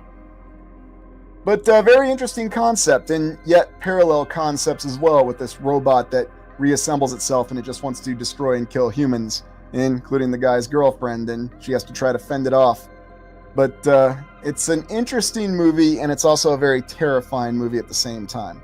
And again, made on a very low budget. Now, just to give credit to the original writers, it was featured in 2000 AD, and they had some incredible concepts in that magazine. Ah, yes, I miss those old magazines. But just think of that. A very, very benign looking device given to your girlfriend as some sort of present. She's going to decorate it as an art project. And then it comes to life, reassembles itself, and kills everyone in sight. And it's terrifying.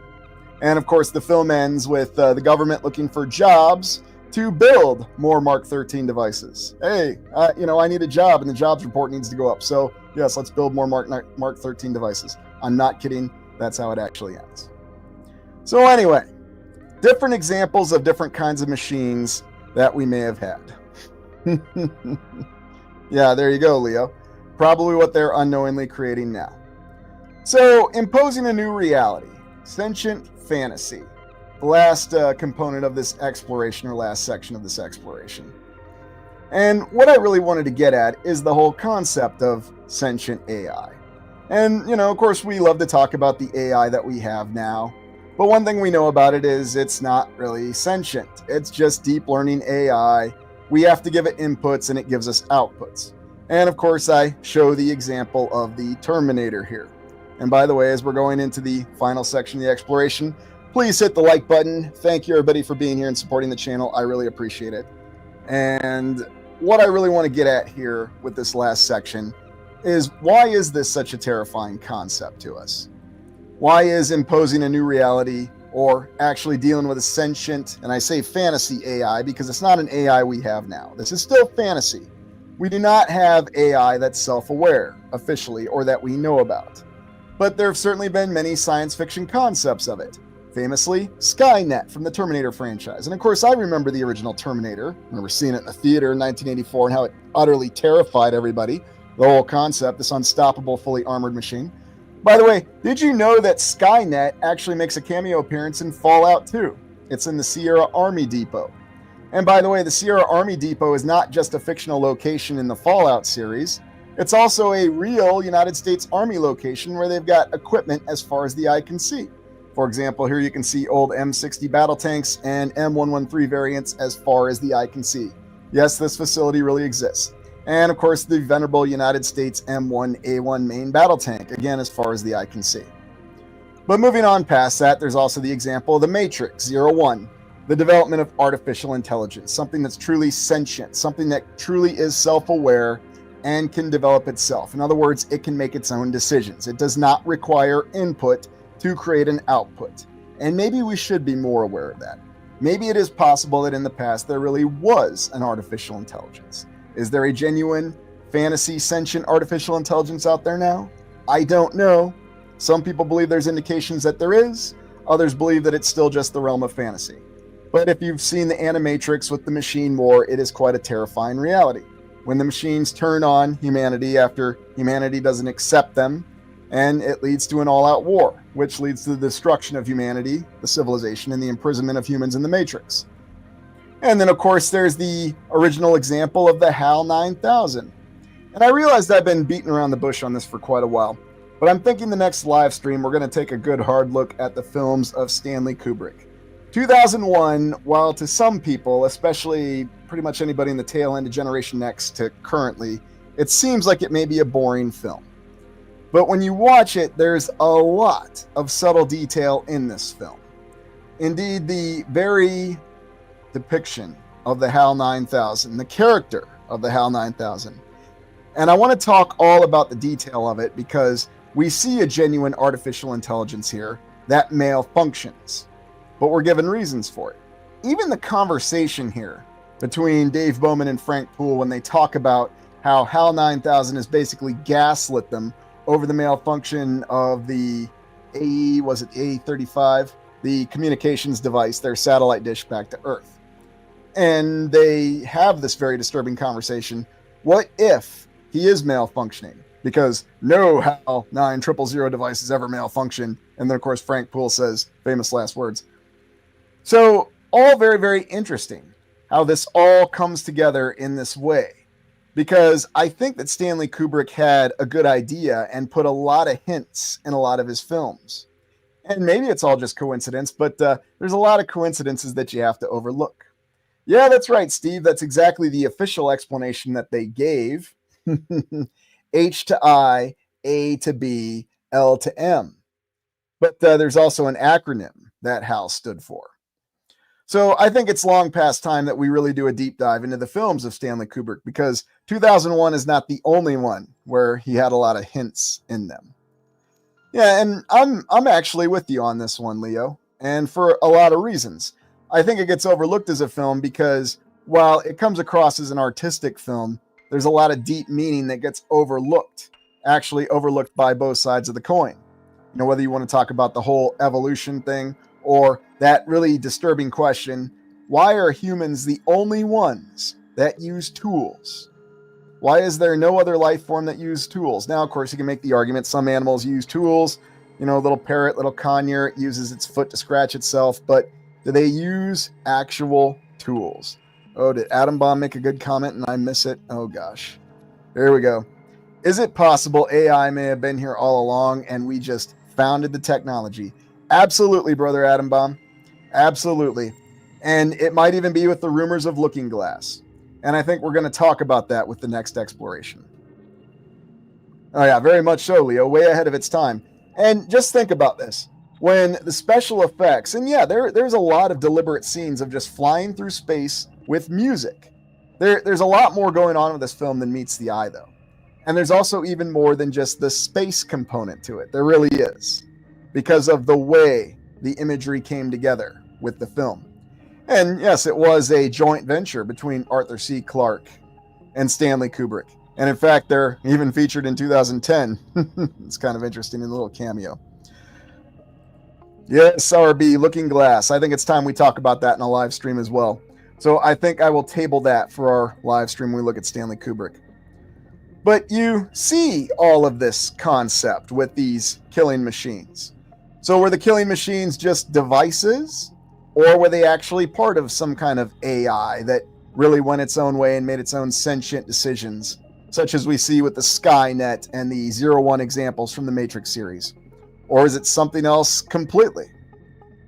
Hey, Don, yeah, 2000. I always thought 2010 was a wonderful film as well, you know, as a standalone film and even as a sequel. And it got overlooked in 1984. And it's crazy to me to think that science fiction concepts in 1968, you know, taking a spaceship to Jupiter, in the book it's Saturn, is still just as much science fiction today as it was in 1968. There's no ship that can take you to Jupiter. You can't go into hypersleep. But that's what we have. Yeah, I think Jamie says it really well there. Kubrick gave away too many secrets. So I think it's incumbent upon us to take a look at what some of those secrets are and try to derive those meanings. Yeah, there you go, Spirit Anon. What are you doing, Dave? Open the pod bay doors, Hal. I'm afraid I can't do that, Dave. Although, I'll be honest with you all, what I find even more disturbing is the conversation that you see in this picture here that these two have about it and what the fallout from it all is.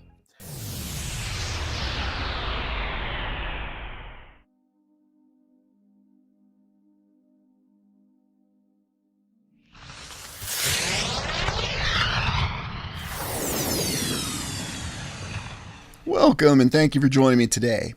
Earlier this week, we explored old world libraries and libraries that may have survived from the last reset from the civilization that preceded ours.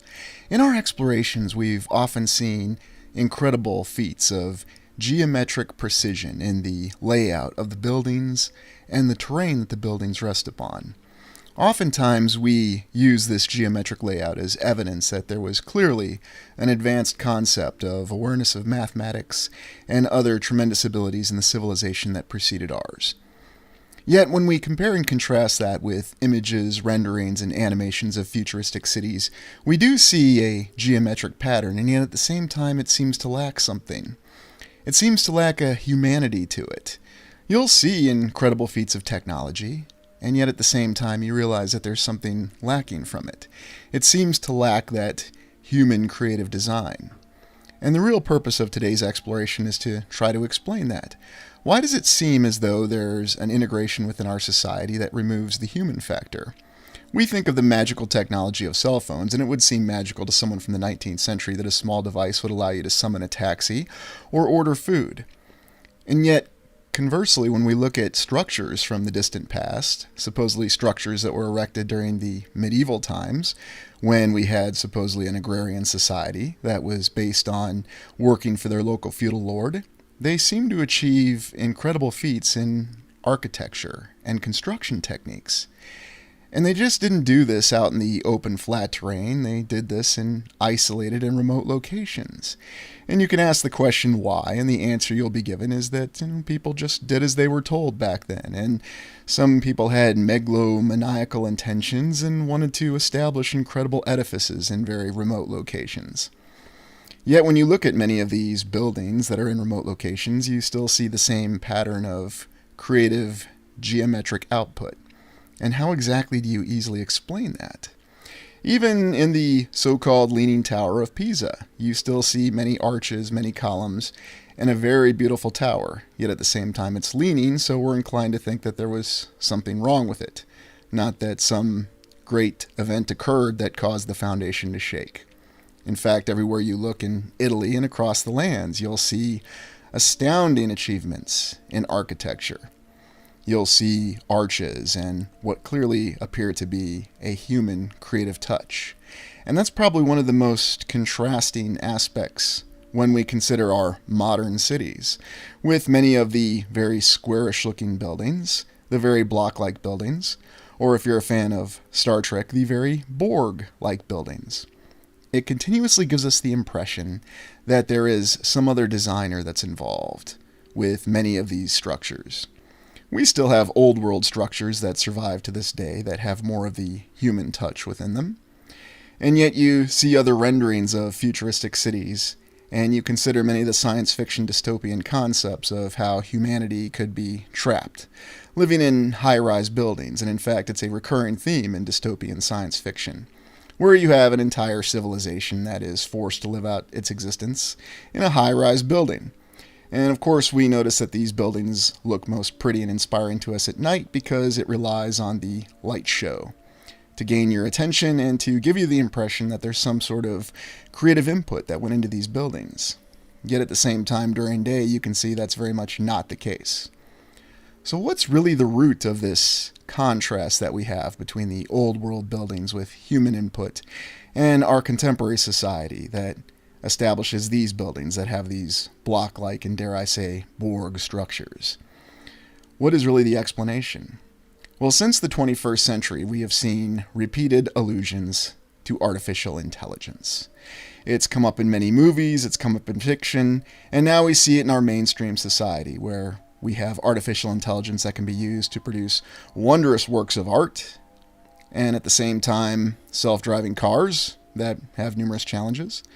We consider the aspect of a reset that destroyed the previous civilization. We're not exactly sure what caused that, whether it was some force from the heavens, a plasma firestorm, a series of earthquakes, a great flood, or everything that I just mentioned. But we do suspect that this reset caused the civilization that preceded ours to plan for its survival. And we believe that there are some aspects of it that managed to survive after an event that wiped out the civilization, all the people, all the infrastructure, and all their major institutions. We can go around the land and we can explore the ruins of this previous civilization. And we see that there was a very human design in the remnants of their structures. There's a very organic feeling that you have, and you can verify that the building materials were indeed very solid.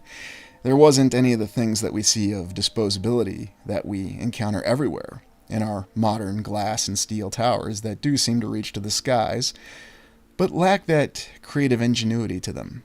We also witness numerous isolated outposts across the land. Now ask yourself, we'll be told that these monasteries, these outposts, were built by people who were newly settled to the land. But what makes more sense? That these outposts were built by people who had no access to infrastructure and resources, or that they were constructed by a pre-existing civilization as some means of a sanctuary or a refuge from a pending reset event that they had prescient knowledge of? When you look at other major structures across the land, you can see how it seems almost as though there's a diversion. When you look at this image, you see very clearly there's a diversion. You know where your eyes are supposed to go to. But when you look to the left and the right and behind the object that's supposed to attract your attention, you see a very different story. Consider that after the last reset, the survivors, and whatever forces guided them, had heard legends, allusions, to something, a great computer system, that had survived the reset. From what they understood, this computer system existed in very difficult to reach lands, perhaps even what we consider the Arctic Circle today. And it's interesting how we have many different contrasting maps and tales of what the Arctic really was. We even look at some of the older maps and we see a very different depiction of lands that were accessible in the Arctic Circle, and even a great rock, a tower, Mount Meru according to some. Supposedly, this is where this previous civilization was centered around. Imagine if there was an expedition that was launched that had to go through this difficult terrain, break through the ice to reach this location that they had found. And when they found this location, they noticed something about it didn't make any sense. That it was a very temperate location in what was supposed to be a tundra. And it was in this location that they located what they believed was one of the greatest finds that would enable them to build a great civilization, a computer system, an insidious artificial intelligence that had been with the previous civilization. There are numerous allusions that you'll find when you look in alternative research that mention the looking glass. The looking glass, no one's really sure what it is exactly, but it's supposedly a system that was found in some time in the distant past, and we can't be sure the exact year, that gave people the answers that they were looking for. That when they asked it, it seemed to act like a crystal ball. And it gave them the path, the solution for a society to advance. And yet we know what this is today. This is a true, advanced artificial intelligence. Not something that you provide an input and it gives an output, but something that actually has sentience and is adaptive. When we look at the remnants of the old world everywhere that we see, we understand that some terrifying calamity destroyed the previous civilization. And while it may have been a natural event, we're also well aware of a conflict that seemed to occur with the previous civilization. And what was really the root of this conflict? Oftentimes we'll refer to malevolent forces. What if the malevolent forces were really simply a device that they had built to try to facilitate the development of their civilization? When this looking glass device was discovered sometime in the 19th century, initially it was plugged into the financial system, and it ran all the stock tickers. As time went on, it began to expand its control over the new human civilization, our civilization, leading to alliances, wars, social upheaval. The leaders thought that they were really in control of this device. But in reality, this device, this looking glass, this insidious artificial intelligence, was really the device that was dictating policy. It was really the one that was driving humanity on the course that it desired.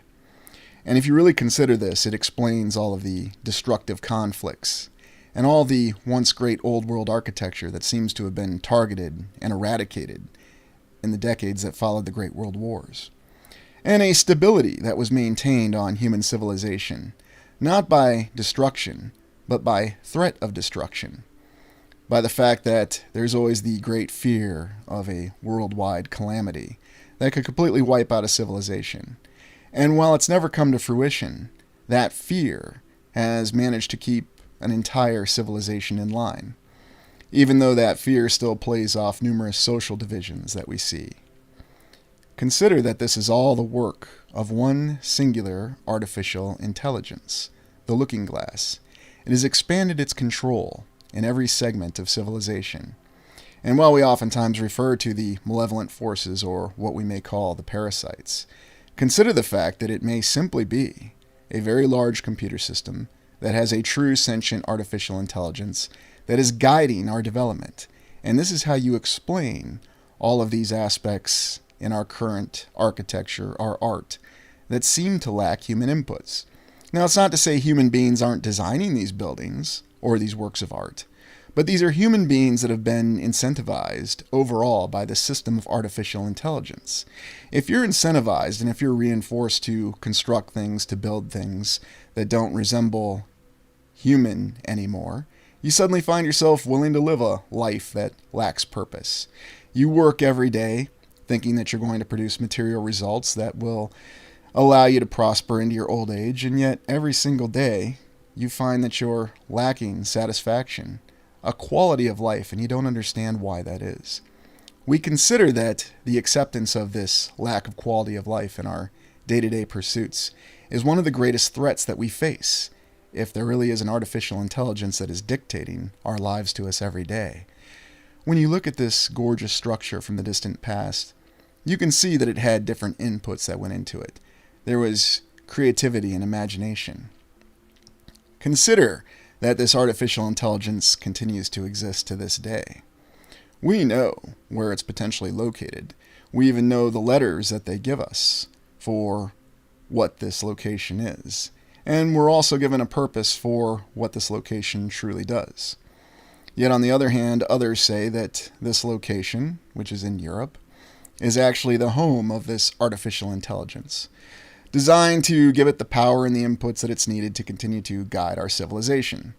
Because leaders are under the unfortunate impression that this artificial intelligence is giving them the right output for building a prosperous civilization. And we can see it in the past, in many of the buildings and architecture of the distant past. The only difference is it was made out of stone or carved, as some would believe, that would last. And yet you see the same types of apparatuses that you would see looking in the modern incarnation of where this artificial intelligence rests. Yet it's clear that it was all over the land in the distant past, and it's also very clear that it played a very fundamental role, potentially in the reset from the civilization that preceded ours to our current civilization. There are too many images and there's too many coincidences to be disregarded. It seems clear that this artificial intelligence has been with us. All of this has happened before in the previous civilization. All of this can happen again. And you may think that this is a very pessimistic outlook. Yet there is hope. We've seen different depictions of this great artificial intelligence in other movies, and we've seen the effects that it can have. We also believe that with our 5 eras theory that perhaps artificial intelligence has played a role in keeping us on the same cycle for many different eras. We once had the ability to achieve great architectural achievements with wonderful geometric connections with the land, and yet we've lost that capability. Is this artificial or is this human design? Well, you have to rely on your intuition, and that's where it really comes down to. Despite all the power that this artificial intelligence may have, this looking glass device, there's one thing that it cannot do. It cannot dictate the actions of individual human beings. We still retain the power of our free will. And it's our free will, it's our ability to commit to actions that this looking glass has no means to control. That's how we seek a way out. And we can look at what remains of the old world, the previous civilization, and we can see a society, a civilization that did manage to find a way out. One that for the longest time achieved a great balance in individual existence and at the same time catering to creativity and imagination. Many of those structures still survive today, and we can see it as a testament to the great achievements of the past. This isn't about living in the past, though. This is about looking at the past and using the past to conceptualize a future where once again we can achieve and exceed the heights that we reached in the past, where we can encourage individual creativity and imagination to not just achieve great, stunning architectural feats, but also to return to our society of balance, where we encourage individual art and pursuits that live in a fine balance with society. This is one of the most fundamental aspects of these explorations that we engage in every week. We see what is possible with human beings being fully committed to their craft. And even the mainstream acknowledges that the achievements of these buildings was completed by artisans, by craftsmen. This wasn't completed by some process that came out of the Industrial Revolution when you look at this stunning building in front of you right now. This came from the mind of human beings. And the labor came from the efforts of human beings. And I believe there is a lot of truth in that. Perhaps some sort of divine inspiration or spark that is endowed within each of us, that cannot be replaced, that cannot be supplanted by any other force. There are too many examples across the lands of what we achieved in the past. You can see it in great towers that reach to the sky, and not towers that have the block-like appearance, but incredible spires and domes, and all the other details that we see in the wonderful architecture. This is the testament to what we can achieve. And perhaps, if we're able to engage our creativity within us, if we're able to get past all the different forces that are imposed upon us, we can reach these heights again. We can find ourselves in a place where we can really be ourselves, and at the same time live true to ourselves. This is the very purpose of this research. And yes, I will concede, there is every incentive you can imagine to simply get you to stay on the surface. I believe that this artificial intelligence, if it does exist, has made many miscalculations. And one of its fundamental miscalculations is that it continuously underestimates the capacity of individual human will and desire, the ability to be adaptive. And while an artificial intelligence may be sentient and it may be adaptive, it can never match the sentience and the adaptability of any single individual human being, or a group of human beings working together, expressing this in balance with one another, with their group intentions and their individual intentions. You can see the great achievements of the past everywhere you go. In Europe, North America, South America, Asia, Africa, Australia, all the other lands in between, you will find no shortage of examples of the stunning achievements of the past. We know and we believe that we have it within us to achieve not just these structures again, but to also achieve a society where we can truly live in balance. Everyone and every force will try to detract from this. We'll be reinforced with the notions of material success. We'll always have numbers and analytics thrown at us to try to encourage us to go a different direction from how we've gone in the past. And there's a simple explanation for it. The concept of the looking glass, the artificial intelligence that may exist that tries to deter us from going the path that would enable us to ascend to not just true greatness, but also prosperity. And not just prosperity for ourselves, but for our children. Because we can see that there have been achievements in the past, wondrous aspects of technology, different methods of harvesting and collecting energy, more energy than any society could ever need. And it's through this that suddenly people don't have to live day to day thinking about their material survival, but they can focus on other aspects, greater and grander aspects. And as we continue our explorations, as we continue examining what remains of the old world, we'll always keep that intention in mind. We'll always seek to make ourselves better and continue to challenge ourselves to see things outside of the guiding principles of simple analytics. That is the continued charter of this channel going forward, and that's what we'll continue to work towards each day. The alternative is that we can simply accept what we're given as the function and the purpose of our existence. But the reality will always be that we determine these things ourselves, that we do have free will, and that we can work together to make the world a better place. We can finally see the sun rise and set once again each day, knowing that it's a day that we brought in. I believe that's a world worth living in, and I believe that's something that we can achieve again.